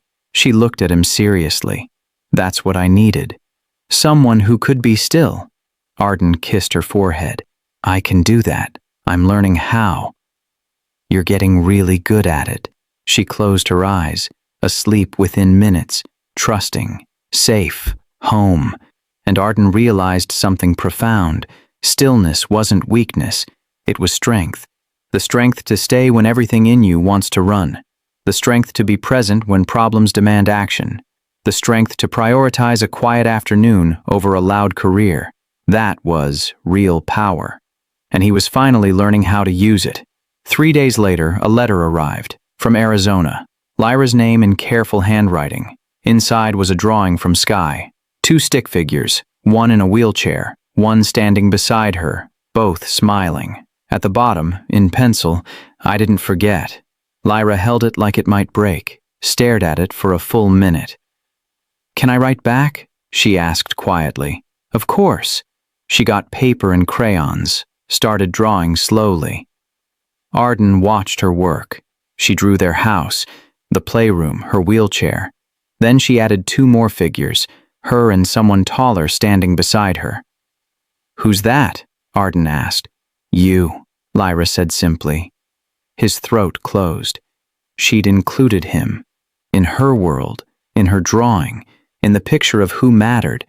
When she finished, she looked at it. "Do you think she'll like it?" "I think she'll love it." Lyra folded it carefully, put it in an envelope. "I miss her," she said. "I know, but it doesn't hurt as much now." Arden tilted his head. "Why not?" She looked at him directly. "Because I'm not alone anymore." She said it simply, like it was obvious, like everything had changed and the answer was sitting right in front of her. Arden felt warmth spread through his chest. "You were never alone," he said gently. "I felt alone." "I know. I'm so sorry." Lyra shook her head. "You're here now. That's what matters." Those words. From a 5-year-old. Forgiveness he didn't deserve. Grace he hadn't earned, but she gave it anyway. That afternoon, Lyra asked something unexpected. "What did Sky teach you?" Arden paused. "What do you mean?" "You're different now. Since she was here." Lyra wheeled closer. "She changed something." "What was it?" He thought carefully. "She taught me how to be still." Lyra nodded slowly. "She was really good at that." "She was good at a lot of things." "Like what?" "She never tried to fix you. She just saw you." Lyra picked at her sleeve. "Nobody else does that." "I'm trying to." "I know, you're getting better at it." Arden smiled slightly. "That's good to hear." Lyra wheeled even closer, until she was right beside him. "Can I tell you what Sky told me, before she left?" "Please." "She said you were scared, but that scared people can still learn." Arden absorbed that. A 10-year-old had seen right through him. "She was right," he said. "Are you still scared?" "Sometimes." "Of what?" "Of failing you again." Lyra touched his hand. "You can't fail if you stay." Her voice was so gentle, so wise beyond her years. "Sky told me that too," she added softly. "She's a very smart kid." "Yeah." Lyra looked at the drawing she'd made, the one going to Arizona. "Do you think I'll see her again?" "Maybe, someday." "I hope so." "Me too." Lyra was quiet for a moment, then she said something that broke him open. "Dad?" "Yeah?" "Thank you for not leaving when she did." Arden's heart stopped. "Why would I leave?" "Because everyone does. When one person goes, everyone else goes too, like they were only staying because someone else was there first."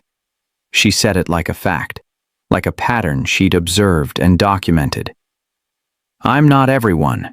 She looked at him. Really looked. "No, you're not." She climbed into his lap. Something she was doing more now, getting easier each time. "You're my dad." "I am." "And you're staying." "I'm staying." She rested her head on his shoulder. "Good. Because I need you." Those 4 words, "I need you." Words she'd been terrified to say. Words that meant vulnerability, risk, trust, and she'd said them, out loud, to him. "I need you too." Arden said. Her head popped up. You do? Yes. I need to know you, to be with you, to be your father. But you're the grown-up. Grown-ups need people too. She thought about this.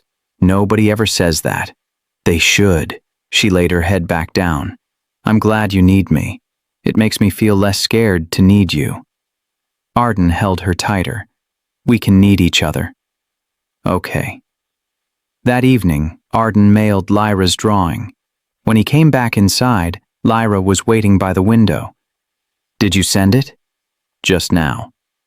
How long until she gets it? Maybe a week. Lyra nodded. That's okay. I can wait.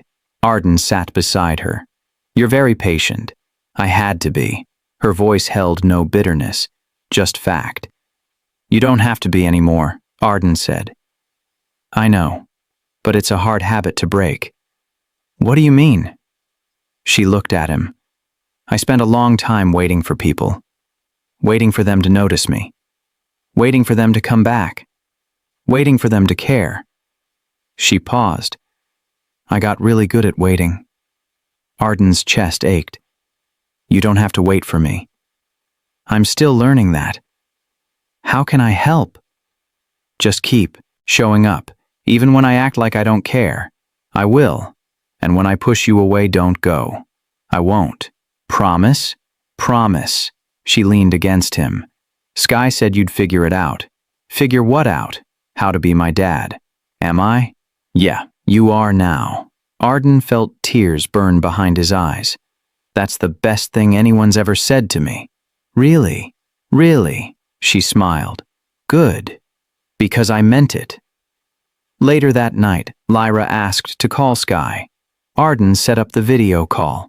Sky's face appeared on the screen, older somehow, different, but still Sky. Hi, Lyra said brightly. Hi, did you get my letter? Yes, I sent you one too, with a drawing. I can't wait to see it. They talked about school, about Arizona heat, about small things. Then Sky said something that surprised them both. You look different. Lyra tilted her head. How? Happier, less careful. Lyra smiled. A real one. I am happier. What changed? My dad changed. He stays now, even when things are hard. Sky looked past Lyra at Arden. Her expression was serious, approving. That's really good, she said. That's what I hoped would happen.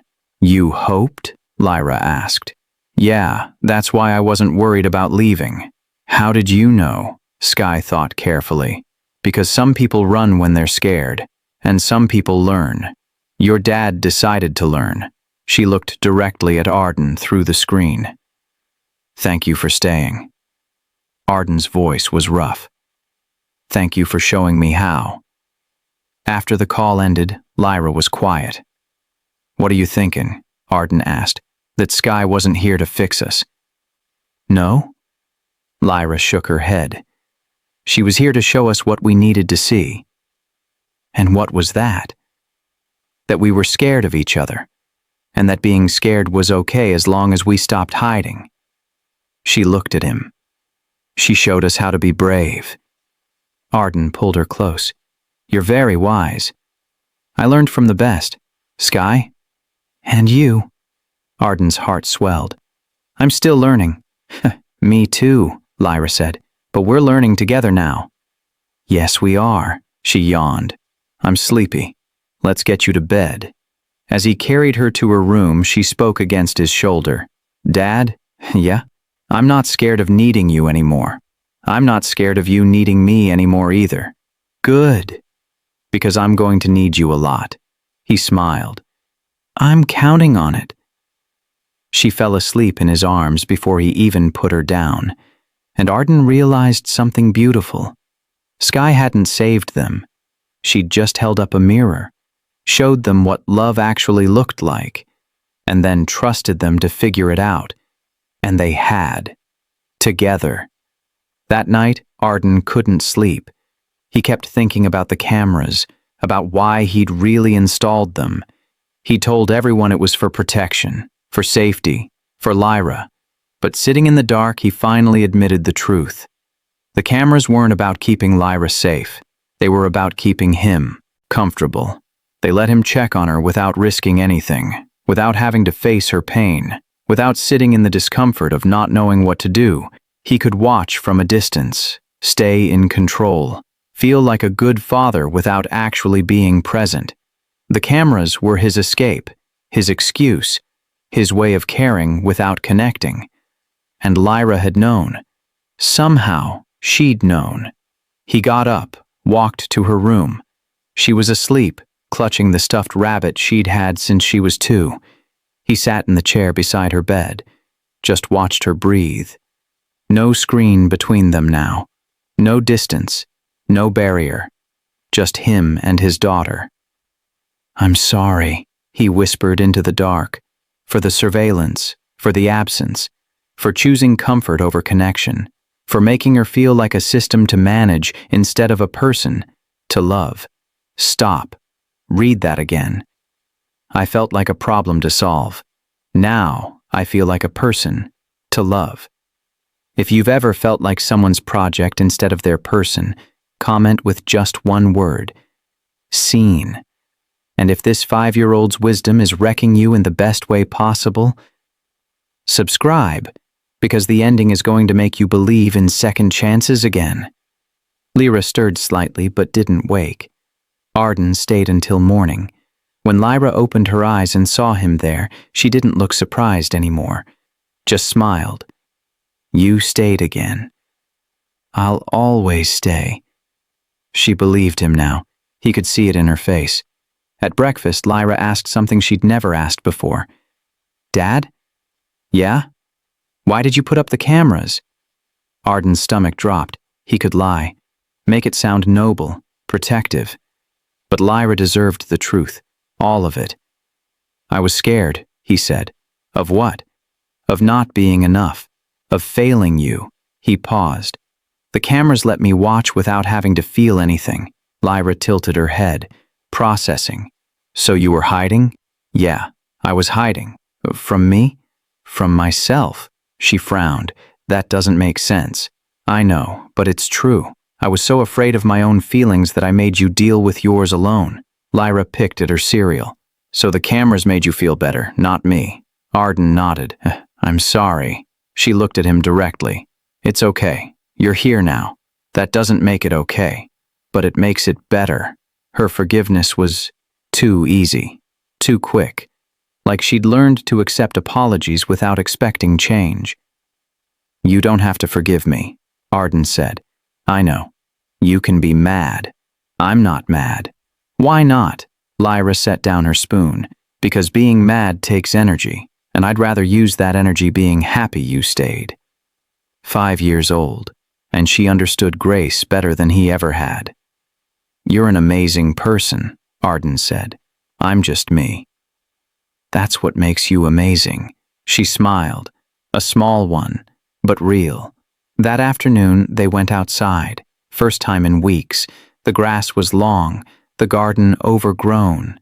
Lyra's wheelchair moved slowly over the uneven ground. She tilted her face toward the sun, closed her eyes. "I forgot how bright it is," she said. "Me too." They sat under a tree, watched clouds move across the sky. "That one looks like a rabbit," Lyra said. "Where?" She pointed. Arden squinted. "I don't see it." "Right there. See the ears?" He looked harder. "Maybe?" Lyra giggled. Actually giggled. "You're really bad at this." "I am." "That's okay. I'll teach you." They stayed outside for an hour. No phones, no interruptions, no cameras watching. Just them and the sky. When they came back inside, Lyra was tired, happy tired. "Can we do that again tomorrow?" she asked. "Every day if you want." "I want." That evening, Arden's phone rang. His assistant. He answered. "The Parker account pulled out," she said. "They said you're unavailable, unreliable." Arden waited for the panic. It didn't come. "Okay," he said. "Okay.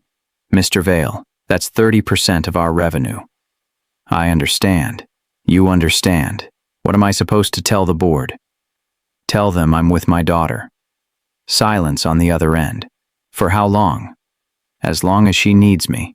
That's not sustainable. Then I'll make it sustainable. How? I'll figure it out. More silence. Mr. Vale, you're going to lose everything. Arden looked across the room. Lyra was in her wheelchair, coloring. She glanced up, smiled at him. No, he said quietly. I almost lost everything.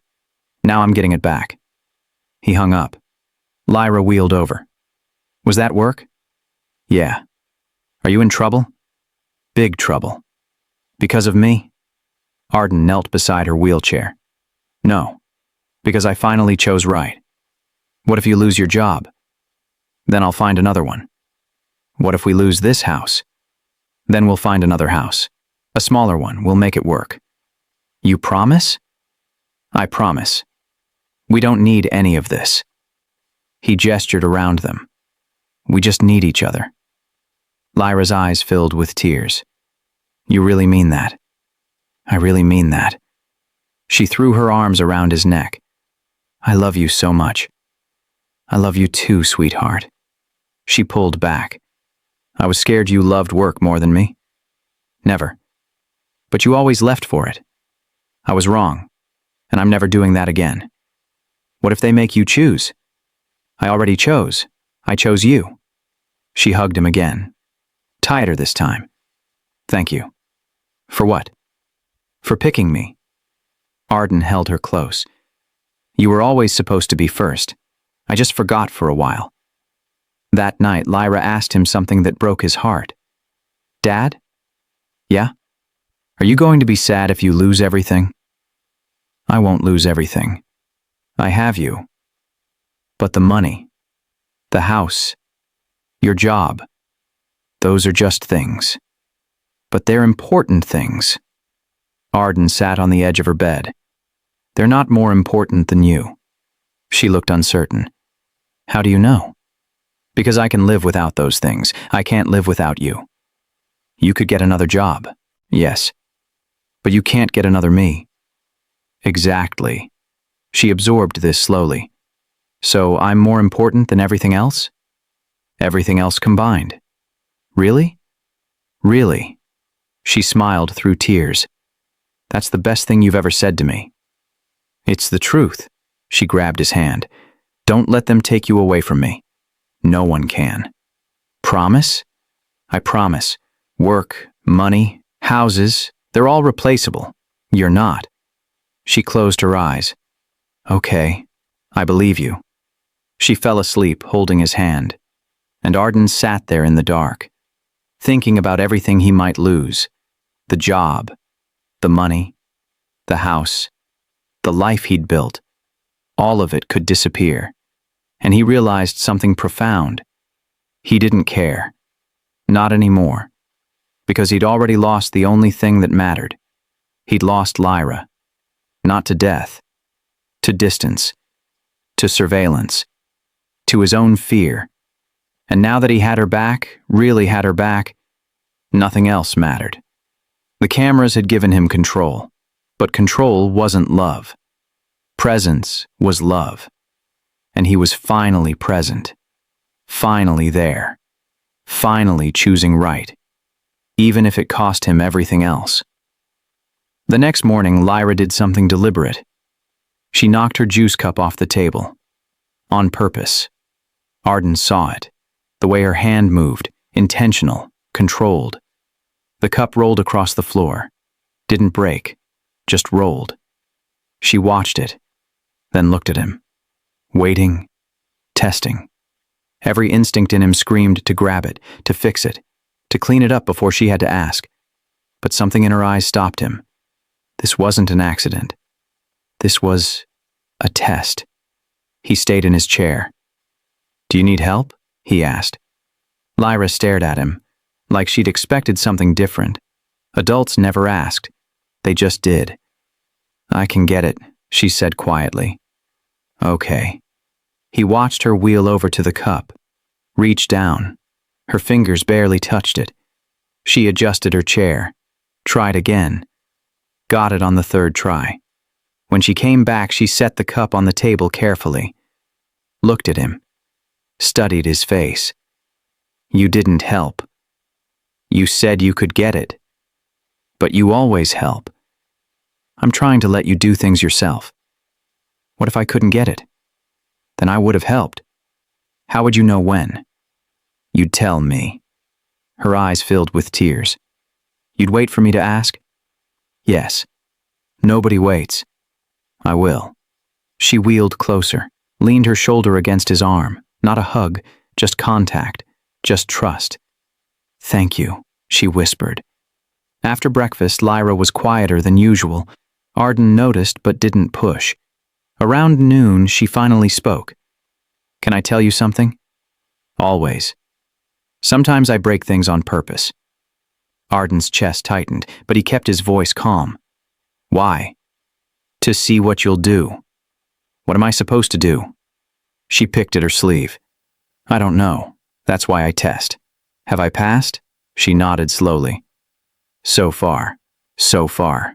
I need to make sure you mean it. That you'll stay even when I'm annoying. Arden pulled her into his lap. You're not annoying. But what if I am? Then you're annoying and I love you anyway. What if I need too much? There's no such thing as too much. Everyone else thought I was too much. Everyone else was wrong. She looked up at him, searching. You promise you won't get tired of me? I promise. You're 5 years old. You're supposed to need things. But you're busy. Not anymore. Not for anything more important than you. Lyra rested her head on his chest. I'm going to keep testing you. I know. For a long time. That's okay. Really? Really? Test all you want. I'll keep passing. She was quiet for a moment. Then she said something that shattered him. What if I test forever? Then I'll stay forever. You can't promise that. Yes, I can. What if you die like Mom? There it was. The real fear. Then it won't be because I chose to leave. It'll be because I had no choice. But you'd still be gone. Yes. But you'd know I didn't want to be. She absorbed this. That's different than choosing to leave. Very different. Okay. She said it so simply. But Arden knew she'd just shared her deepest fear. That everyone left. By choice or by chance. And she'd be alone either way. That afternoon, Lyra did something unexpected. She asked him to play a game. Not therapy. Not learning. Just play. They built towers with blocks. Lyra knocked hers down on purpose. Watched Arden's reaction. He didn't flinch. Just said, "Want to build it again?" Yeah. They built 3 more. She knocked them all down. He never got frustrated. Never told her to be careful. Just kept building with her. On the 5th tower, she finally asked, "Aren't you mad?" No. Why would I be mad? I keep breaking them.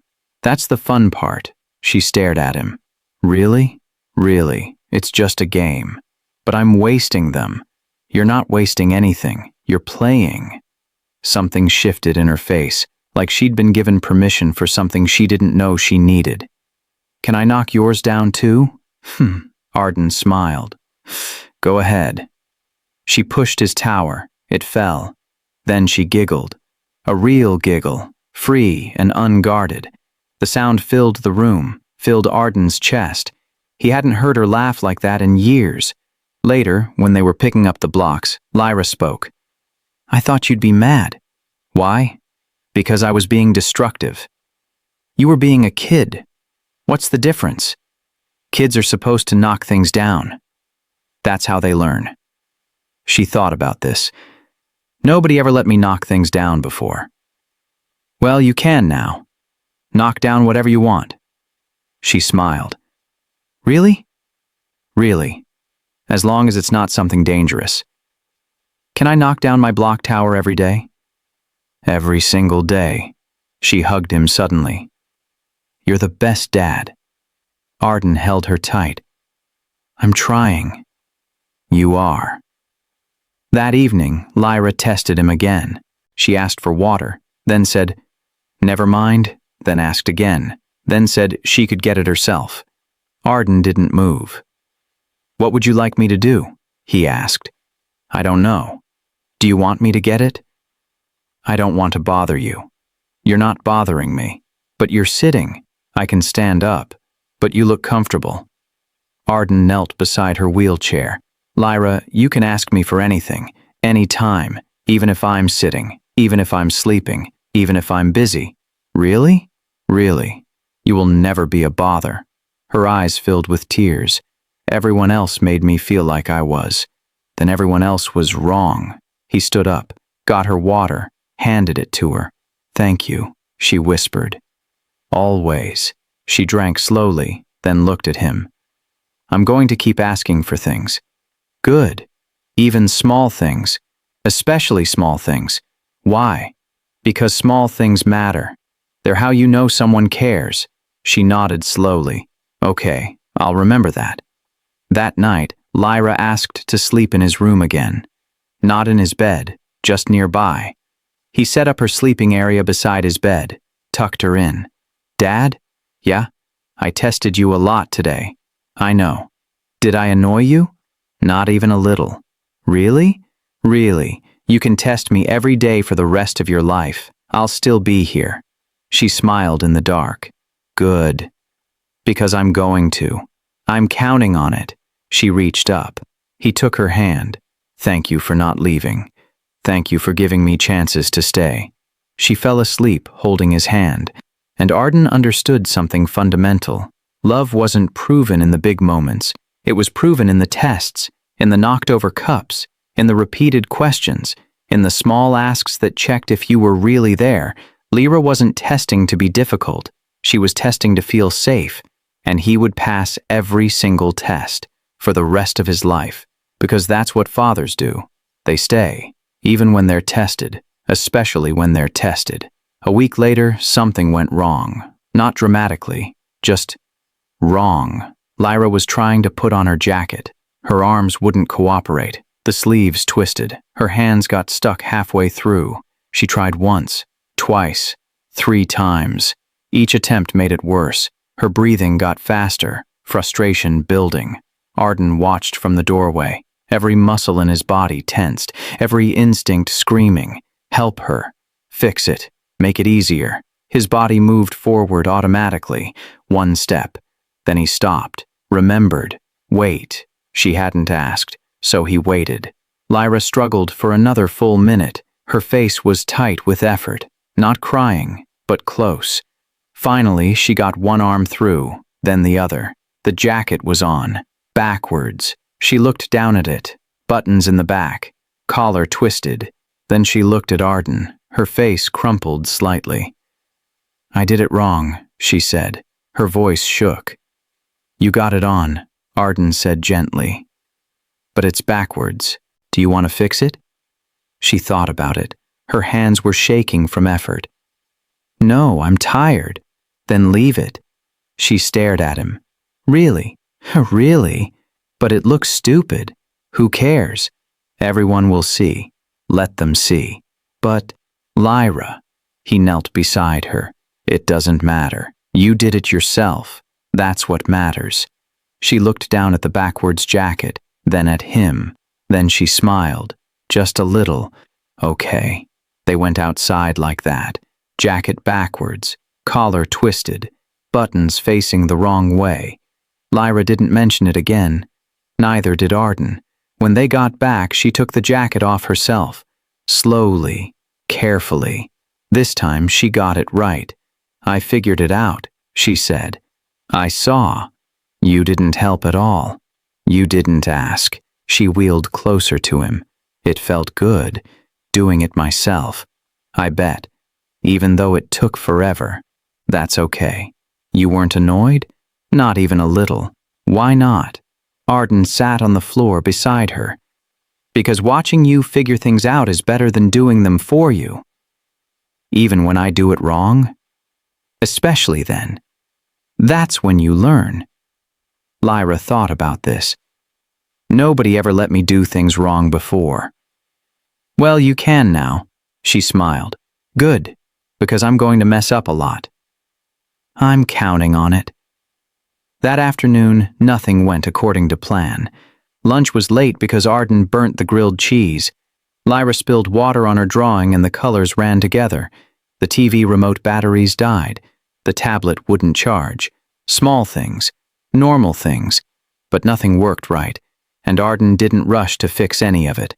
When Lyra spilled, he handed her a towel. I ruined it, she said, looking at the wet paper. What do you see? She looked closer. The colors mixed. Do you like it? She tilted her head. Yeah, kind of. It looks like a sunset now. Then it's not ruined. It's different. She studied the paper. I'm keeping it. Good. When the remote stopped working, Lyra got frustrated. Nothing's working today, she said. Some days are like that. Doesn't it make you mad? Not really. Why not? Because we don't need any of it to work. We just need each other. She looked at him. We could just talk? We could just talk. She positioned her wheelchair closer. Okay. What should we talk about? Anything you want. She thought about it. Can I ask about Mom? Arden's breath caught. She rarely asked. Of course. Were you sad when she died? Yes. The saddest I've ever been. Did you cry? Every day for months. I don't remember that. You were very young, and I tried to hide it. Why? Because I thought it would scare you. Lyra frowned. But everyone cries when they're sad. I know that now. Do you still cry about her? Sometimes. Not as much, but sometimes. She was quiet for a moment. Can I see you cry? The question stopped him. Why? Because I want to know it's okay. Her voice was so small, so honest. Arden felt tears build. He didn't fight them this time. Let them come. Lyra watched, reached out, touched his face where the tears ran. You're crying, she said softly. I am. Does it help? Yeah, it does. She nodded seriously. I want to try. Okay. They sat together. Quiet. After a minute, Lyra started crying too. Not loud, not dramatic, just tears. For her mother, for everything she'd lost, for all the times she'd held it in, for every moment she'd been too scared to fall apart. Arden held her, didn't try to stop it, didn't say it was okay, just let her feel it. When she finished, she wiped her face. That was really hard, she said. I know, but I feel better. Good. She leaned against him. Dad? Yeah? I'm glad we're messy now. Arden smiled through his own tears. Me too. Perfect was lonely. It was. This is better. So much better. They stayed like that for a long time. Nothing fixed, nothing perfect, just real. And somehow, that was everything. Later that night, Lyra was getting ready for bed. Today was weird, she said. How so? Nothing worked right. But it was still good. Why was it good? She thought carefully. Because you didn't try to fix everything. You just stayed with me while stuff was broken. Arden kissed her forehead. That's all I want to do. Stay with me even when things are broken? Especially then. She climbed into bed. I like this version of you better. Which version? The one who doesn't fix everything. Why? Because when you fixed everything, I felt like a problem to solve. She looked at him seriously. Now I feel like a person to love. Arden's chest cracked open. You are. You're exactly that. She smiled. Good. Because I don't want to be fixed. You don't need to be fixed. I know. I just needed you to know that. She closed her eyes. Arden stayed until she fell asleep, then stayed longer. Because today, nothing had worked right, and yet everything had worked perfectly, because they'd stopped trying to fix things and just learned to be together, in the mess, in the imperfection, in the beautiful broken realness of loving each other, and that was worth more than every solution he'd ever tried. 2 weeks passed. The house felt different now. Warmer, louder, more alive. Arden worked from home most days. When he had to go to the office, he came back early, always before dinner, always in time to sit with Lyra. One evening, she asked him something unexpected. "Do you think Sky saved me?" Arden looked up from his laptop. "What do you mean?" "Everyone acts like she fixed everything, like she made you better." She picked at her sleeve. "But I don't think that's true." "Why not?" "Because she didn't fix anything. She just noticed." Arden closed his computer, gave her his full attention. "You're right." "So what did she do?" He thought carefully. "She showed me what I was missing." "By doing what?" "By just being there, without trying to change anything." Lyra nodded slowly. "She didn't try to make me happy." "No. She just sat with me when I was sad." "Exactly." Lyra looked at him directly. "That's what you do now." "I'm trying." "You're not trying. You're doing it." Arden smiled. "Thank you." That night, another letter came from Sky. Inside was a drawing of the Arizona desert and a note in pencil. "I miss you, but I'm not worried about you anymore." Lyra read it 3 times. "She's not worried," she said quietly. "Is that good?" Arden asked. "Yeah. It means she thinks I'm okay now." "Are you?" Lyra thought about it. Really thought. "I'm not scared all the time anymore." "What were you scared of?" "Being alone, being too much, being left." She looked at him. "But I don't feel those things now." "Why not?" "Because you stayed." She said it simply, like the answer was obvious, like everything had changed because one person kept showing up. Arden pulled her close. "I'm not going anywhere." "I know." She said it with certainty now, not hope. Certainty. "Can I call Sky?" she asked. "Of course." Arden set up the video call. Sky's face appeared on the screen. Older somehow, tanned from the desert sun, but still, Sky. "Hi," Lyra said brightly. "Hi, you got my letter?" "Yeah, I love your drawing. Thanks, Arizona is really pretty." They talked about school, about new friends, about the heat. Then Sky said something that changed everything. "You look different." Lyra tilted her head. "How?" "Happier, like lighter somehow." Lyra smiled. "I am lighter." "What happened?" "My dad figured it out." "Figured what out?" "How to be my dad instead of my manager." Sky's face softened. "That's really good. I'm proud of him." She looked past Lyra at Arden. "You did it." Arden's voice was rough. "We did it. You showed us how." Sky shook her head. "I didn't do anything." "Yes, you did. You showed us what love looks like." "I just sat there." "That's exactly what we needed to see." Sky was quiet for a moment. Then she said something profound. "I wasn't there to save anyone. I was there to show you what you already had." Lyra looked confused. "What do you mean?" "You always had each other. You just forgot how to see it." She paused. "I just reminded you." After the call ended, Lyra was quiet. "What are you thinking?" Arden asked. "That Sky's right. She didn't save us." "No," Lyra shook her head. "She just helped us find each other again."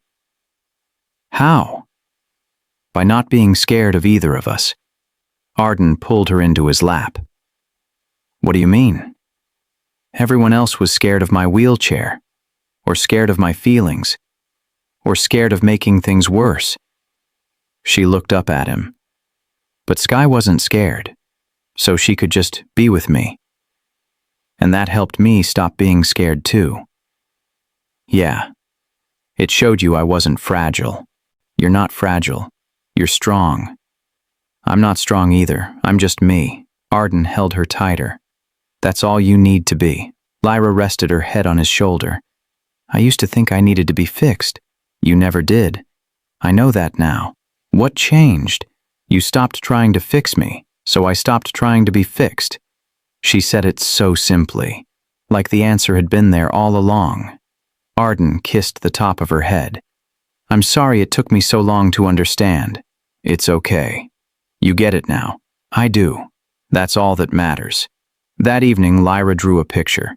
3 people, her, Arden, and Sky, all holding hands. Who's that for? Arden asked. Sky, so she knows we're okay. She'll love it. Lyra added one more thing to the drawing, a sun in the corner, bright and warm. What's the sun for? He asked. That's what it feels like now. When you're here, she looked at him. Warm. Arden's eyes burned. You make me feel warm too, she smiled. Good. We match. Later that night, they mailed the drawing. As they walked back from the mailbox, Lyra spoke. Dad? Yeah? Thank you for learning. Learning what? How to love me. Arden stopped walking, knelt beside her wheelchair. I always loved you. I know, but you didn't know how to show it. She touched his face. Now you do. He pulled her close. You're the best teacher I've ever had. Really? Really? You taught me everything that matters. Like what? Like staying is more important than fixing. Like presence is more important than perfection. Like you are more important than anything else in the world. Lyra hugged him tight. I love you, Dad. I love you too, sweetheart.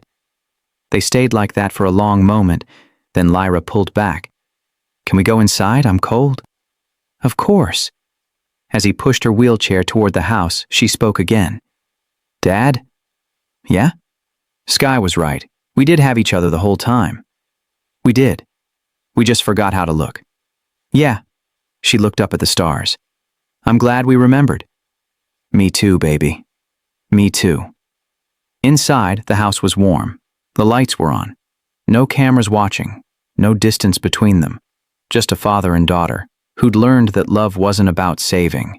It was about seeing, and they finally saw each other clearly. After all this time, after all the distance, after all the fear, they finally saw, and that was everything. A month later, Rosa called. She was coming to visit, just for a weekend, bringing Sky. Lyra couldn't sit still when she heard. When? When are they coming? This Saturday. That's 3 days. I know. I need to make a card, and clean my room, and… Arden laughed. You don't have to do anything. She just wants to see you. But Lyra spent the next 3 days preparing anyway. Drew pictures, picked out books to show Sky, practiced what she'd say. When Saturday came, she was at the window an hour early. They're not here, yet, Arden said gently. I know, I'm just watching. Finally, a car pulled up. Lyra's whole face lit up. They're here! The door opened. Sky walked in, still wearing the red cardigan, still quiet, still Sky, but different too. Taller, surer. Their eyes met. For a second, neither moved. Then Lyra wheeled forward. Fast. Sky met her halfway. They hugged, awkward, quick, real. Hi, Sky said. Hi. They pulled back, looked at each other. You look good, Sky said. You too. I like your hair longer. Thanks. Arizona's too hot for cardigans, but I wore it anyway. Lyra smiled. I'm glad. They went to Lyra's room, closed the door, talked for an hour straight. Arden could hear them through the door, giggling, whispering, the sound of friendship. When they came out, Sky looked at Arden, really looked. You're different, she said. How? You're here, like really here. I am. That's good. She said it with approval, like she'd been checking. Later, while Lyra showed Rosa her drawings, Sky pulled Arden aside. She's happy, Sky said quietly. She is. Really happy. Not pretend happy. I know. Sky studied him. You did it. You actually did it. We did it. You showed me how. Sky shook her head. I just sat with her. That was everything. No, you staying was everything. I just started it. She paused. But you finished it. Arden's throat tightened. Thank you. For seeing what I couldn't. You see it now. That's what matters. That evening, they had dinner together, all four of them, around the table, talking, laughing, easy. Lyra kept looking between Arden and Sky, like she couldn't believe they were both there. After dinner, the girls sat on the floor, building with blocks. Rosa and Arden watched from the couch. "She's different," Rosa said softly. "Lyra?" "Both of them, but especially Lyra." "How?" She laughs now. Real laughs. Rosa smiled. "You did good, Mr. Vale." "Call me Arden, and I almost didn't. I almost lost her completely." "But you didn't." "Only because Sky showed me what I was doing wrong." Rosa looked at her daughter. "She's good at that, seeing what others miss." "She is. She saved us." Rosa shook her head. "No, you saved yourselves." Sky just held up the mirror. The next morning, it was time for them to leave. Sky packed her bag slowly. Lyra watched. "I wish you could stay," Lyra said. "Me too." "Will you come back?" "Maybe, someday." Lyra nodded. "That's okay. I'll be here." Sky zipped her bag. "Are you scared of me leaving this time?" Lyra thought about it. "A little, but not like before." "Why not?" "Because I know you'll remember me." "I will. And because my dad's here now." Sky smiled. "That's good. That's really good." They walked to the door together. Sky put on her shoes, lined them up one last time. Then she turned to Lyra. "Thank you," Sky said.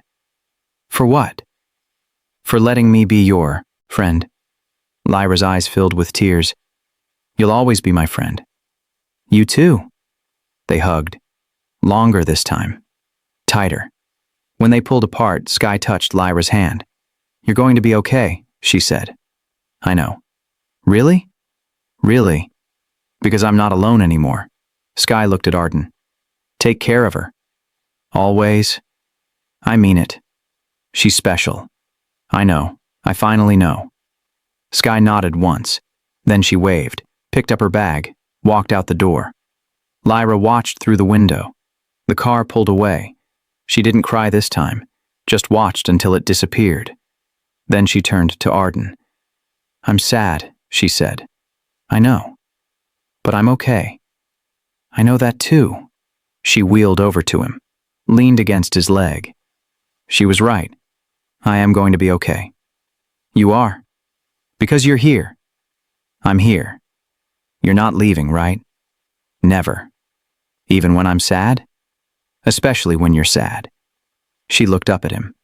"Good." They stood there together. The house was quiet again. But it wasn't empty. Not anymore. It was full. Full of presence. Full of love. Full of two people who'd learned that goodbye didn't have to mean loss. Because Sky hadn't left a hole. She'd left a bridge. A bridge between who they were and who they'd become. And they'd crossed it together. That evening, Lyra asked to draw. She drew 3 people again. Her. Arden. Sky. But this time, Sky was far away. On the other side of the paper, and Lyra and Arden were holding hands. "She's not gone," Lyra said, pointing to Sky in the drawing. "No, she's just somewhere else. But we're still connected." "We are." Lyra added one more thing. A line between all 3 of them, invisible but there. "That's love," she said simply. "It is. It doesn't go away just because someone leaves. No, it doesn't." She looked at him. "I think I finally understand that." Arden pulled her close. "Me too, sweetheart." Me too." They sat together in the quiet. Not the empty quiet from before, the full quiet. The kind that comes after you've said everything that matters. After you've learned everything you needed to learn. After you've found each other and decided to stay. Sky was gone, but her impact remained. In the way Arden sat on the floor, in the way Lyra asked for what she needed, in the way they'd learned to be still together, in the way they'd learned to see each other. She'd given them the greatest gift, not her presence, but the tools to be present with each other, and they would carry that forward, every day, for the rest of their lives. The goodbye didn't echo, because it wasn't an ending, it was a beginning of everything they were meant to be. That night, Arden stood in the garage. The camera equipment sat in boxes, dusty, unused, forgotten. He'd packed it away weeks ago, but he'd never gotten rid of it. Just in case. Just in case he needed to check. Just in case something happened. Just in case he failed again. He stared at the boxes, then made a decision. He carried them to his car, all of them. Every camera, every cord, every piece of equipment that had let him watch without being there. Drove to the electronics recycling center, handed them over. The worker asked, "You sure? This is expensive stuff." "I'm sure." "No interest in keeping it? Even for resale?" Arden looked at the boxes one last time. "No, I don't need them anymore." He drove home lighter. When he walked in, Lyra was in the living room. She looked up. "Where'd you go?" "To get rid of the cameras, all of them." Her eyes widened. "All of them? Every single one? Even the system? Everything?" She wheeled closer. "Why?" Arden knelt beside her. "Because I don't want them in my life, not even in boxes. What if you get scared again? Then I'll come to you. Not to a screen." She touched his face. "You promise?" "I promise. No more watching from far away. Only being close." She hugged him. "Thank you." "For what?" "For choosing me over the cameras. It was never a choice. It should have always been you." That night, Lyra noticed something. She was in her room, getting ready for bed. Looked up at the corner, where the camera used to be, the empty space where the red light used to blink. She stared at it for a long moment, then called for Arden. "Dad?" He came immediately. "What's wrong?" "Nothing's wrong. I just noticed something." "What?" "The camera's really gone." "It is. I can see the mark where it was. On the ceiling." Arden looked up. A small discoloration, the only evidence it had ever been there. "We can paint over that," he said. "No." He looked at her, surprised. "No? I want to keep it." "Why?" "So I remember." "Remember what?" "Where we started. And how far we came." Arden sat on her bed. "That's very wise." She climbed in beside him. "Can I tell you something?"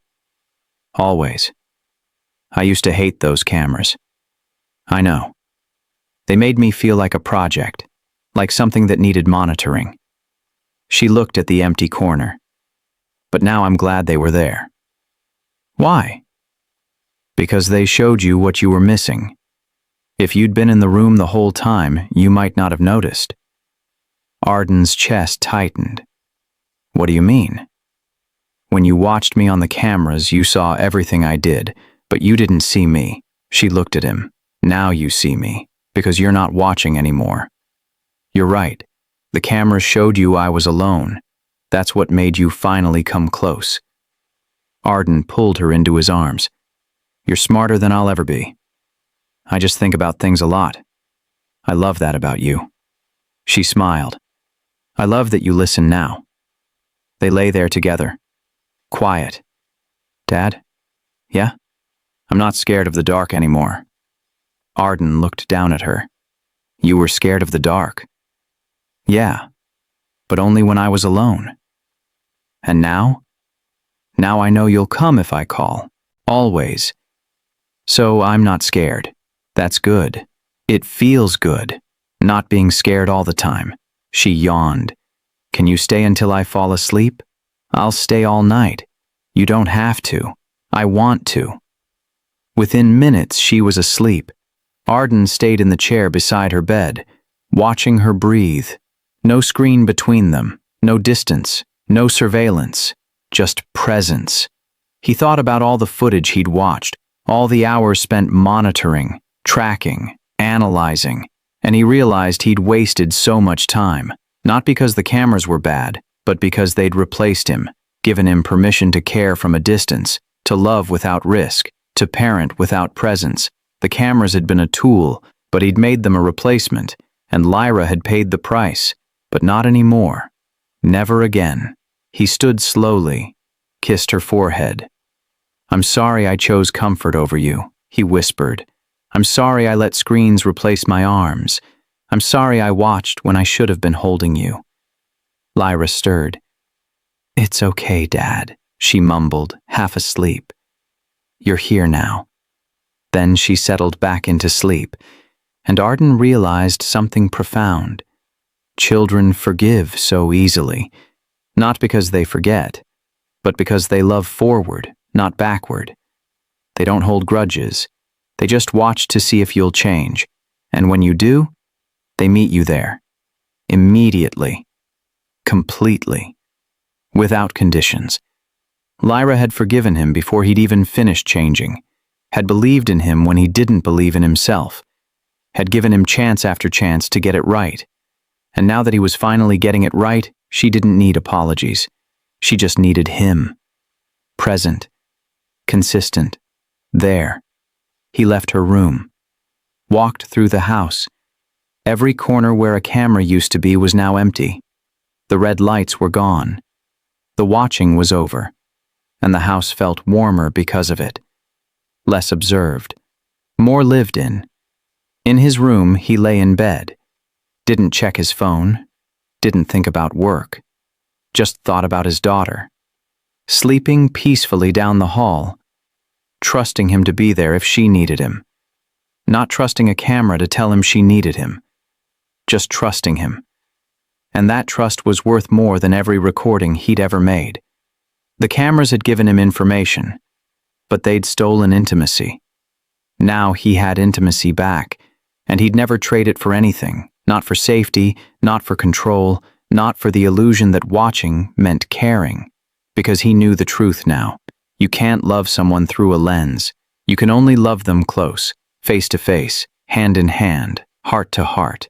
That's where love lives, not in surveillance but in staying, and he would stay, every day, for the rest of his life. The cameras were gone, and they were never coming back. 3 months passed, not perfectly, not easily, but differently. Arden still worked, but he came home every night by 6, no exceptions, no excuses. Lyra still struggled sometimes. Bad days happened, frustration, pain, sadness. But now she told him, "I'm having a hard day," she'd say, and he'd sit with her, not trying to fix it, just being there. One afternoon, Lyra fell out of her wheelchair. Arden heard the crash from the kitchen, ran to her. She was on the floor, unhurt, but embarrassed. "I'm okay," she said quickly, the automatic response.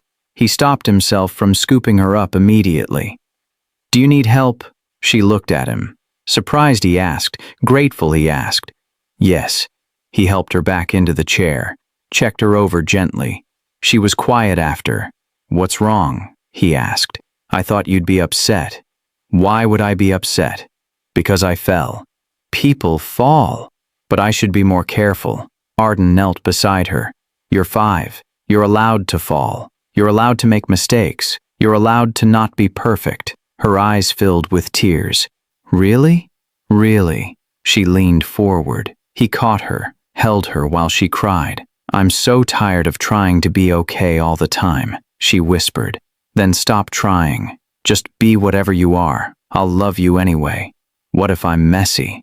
Then you're messy. What if I'm too much? You're never too much." She buried her face in his shoulder, cried harder. All the months of holding it together, all the years of being careful, all the time spent trying to be easy. It all came out, and Arden just held her, didn't rush it, didn't stop it, just stayed. That evening, they sat outside, watching the sunset. Lyra spoke quietly. "Do you think Mom would be proud of us?" Arden's throat tightened. "Yes." "How do you know?" "Because we're finally real with each other." Lyra nodded slowly. "I think she would have liked that." "Me too." "Do you still miss her?" "Every single day." "Me too." They sat in silence, not uncomfortable, just present. "Dad?" "Yeah?" "Thank you for changing. Thank you for not giving up on me." "I wanted to sometimes." The honesty surprised him. "Yeah?" "Yeah. When you kept leaving, when the cameras were watching, when nothing I did made you stay. She looked at him. I wanted to stop trying. What made you keep trying? I don't know. I just hoped you'd figure it out eventually. I almost didn't. But you did. That's what matters. Arden pulled her close. You're the bravest person I know. I'm not brave. I'm just your daughter. Same thing. She smiled. Weeks turned into months. The house became fuller. Lyra laughed more, cried more, asked for help more, got frustrated more. All of it. The full range of being human, and Arden stayed through it all. One morning, Lyra woke up crying. No reason.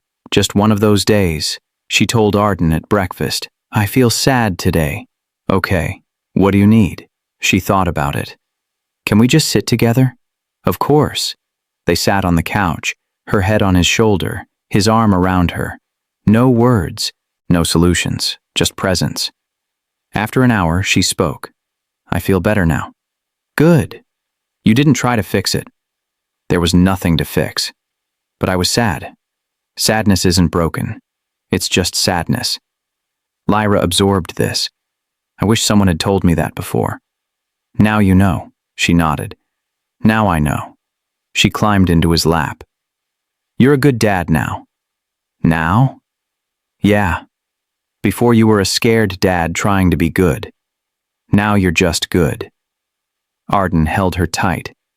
That's the best thing you've ever said to me. It's true, she yawned. I'm tired. Let's get you to bed. He carried her to her room, tucked her in. Dad? Yeah? Will you tell me about Mom? What do you want to know? What made her a good mom? Arden thought carefully. She wasn't perfect. She made mistakes. She got frustrated. She cried sometimes. He paused, but she was always there, always honest, always real. Lyra smiled. Like you are now. I'm trying to be. You are. She closed her eyes. I love you, Dad. I love you too, sweetheart. She fell asleep within minutes. Arden stayed, watching her breathe, thinking about everything that had changed. The cameras were gone. The distance was gone. The fear was gone. What remained was simple. Connection. Presence. Love. Lyra had never needed him to be stronger. She'd needed him to be softer. Not perfect. Just present. Not watching. Just staying. Not managing. Just loving. And now finally he was. He kissed her forehead. Left the door open. Went to his own room. Lay in bed. Smiled in the dark. For the first time in years, he felt like he was doing it right. Not because everything was perfect, but because everything was real. He'd spent years building systems, installing cameras, creating safety through control. But safety wasn't what Lyra needed. She needed connection. She needed someone who wasn't afraid of her pain, someone who didn't try to fix everything, someone who just stayed, even when it was hard, especially when it was hard. That's what she'd needed all along. Not a stronger father, a softer one, not someone who watched from a distance, someone who sat close in the mess, not someone who had all the answers, someone who was brave enough to say, I don't know, and stay anyway. And he'd finally learned how, not because he was smarter, not because he read a book, not because someone told him the answer, but because his 5-year-old daughter had the courage to keep asking, keep testing, keep believing he could change. And because a 10-year-old girl in a red cardigan had shown him what love actually looked like. Quiet. Present. Unafraid. He'd thought love meant protecting. But love meant staying. He'd thought love meant preventing pain. But love meant sitting with pain. He'd thought love meant control, but love meant trust. And now he knew. Finally knew. And he would never forget again. His phone buzzed on the nightstand. He didn't look at it, because nothing in that phone mattered more than the little girl sleeping down the hall. Nothing ever would. She was his priority, his purpose, his reason, and he would show her that every single day for the rest of his life, not through cameras, through presence, Not through systems, through staying, not through surveillance, through love. The cameras had shown him what was missing, but she had shown him how to fill it, and the space between them was full now, full of truth, full of trust, full of the kind of love that doesn't need to be watched, because it's already being lived, every moment, every day, every time he chose her over everything else. That was love, real love, the only kind that mattered, and he finally understood. Lyra didn't need him to be perfect. She just needed him to be there, and he was, finally, completely, forever.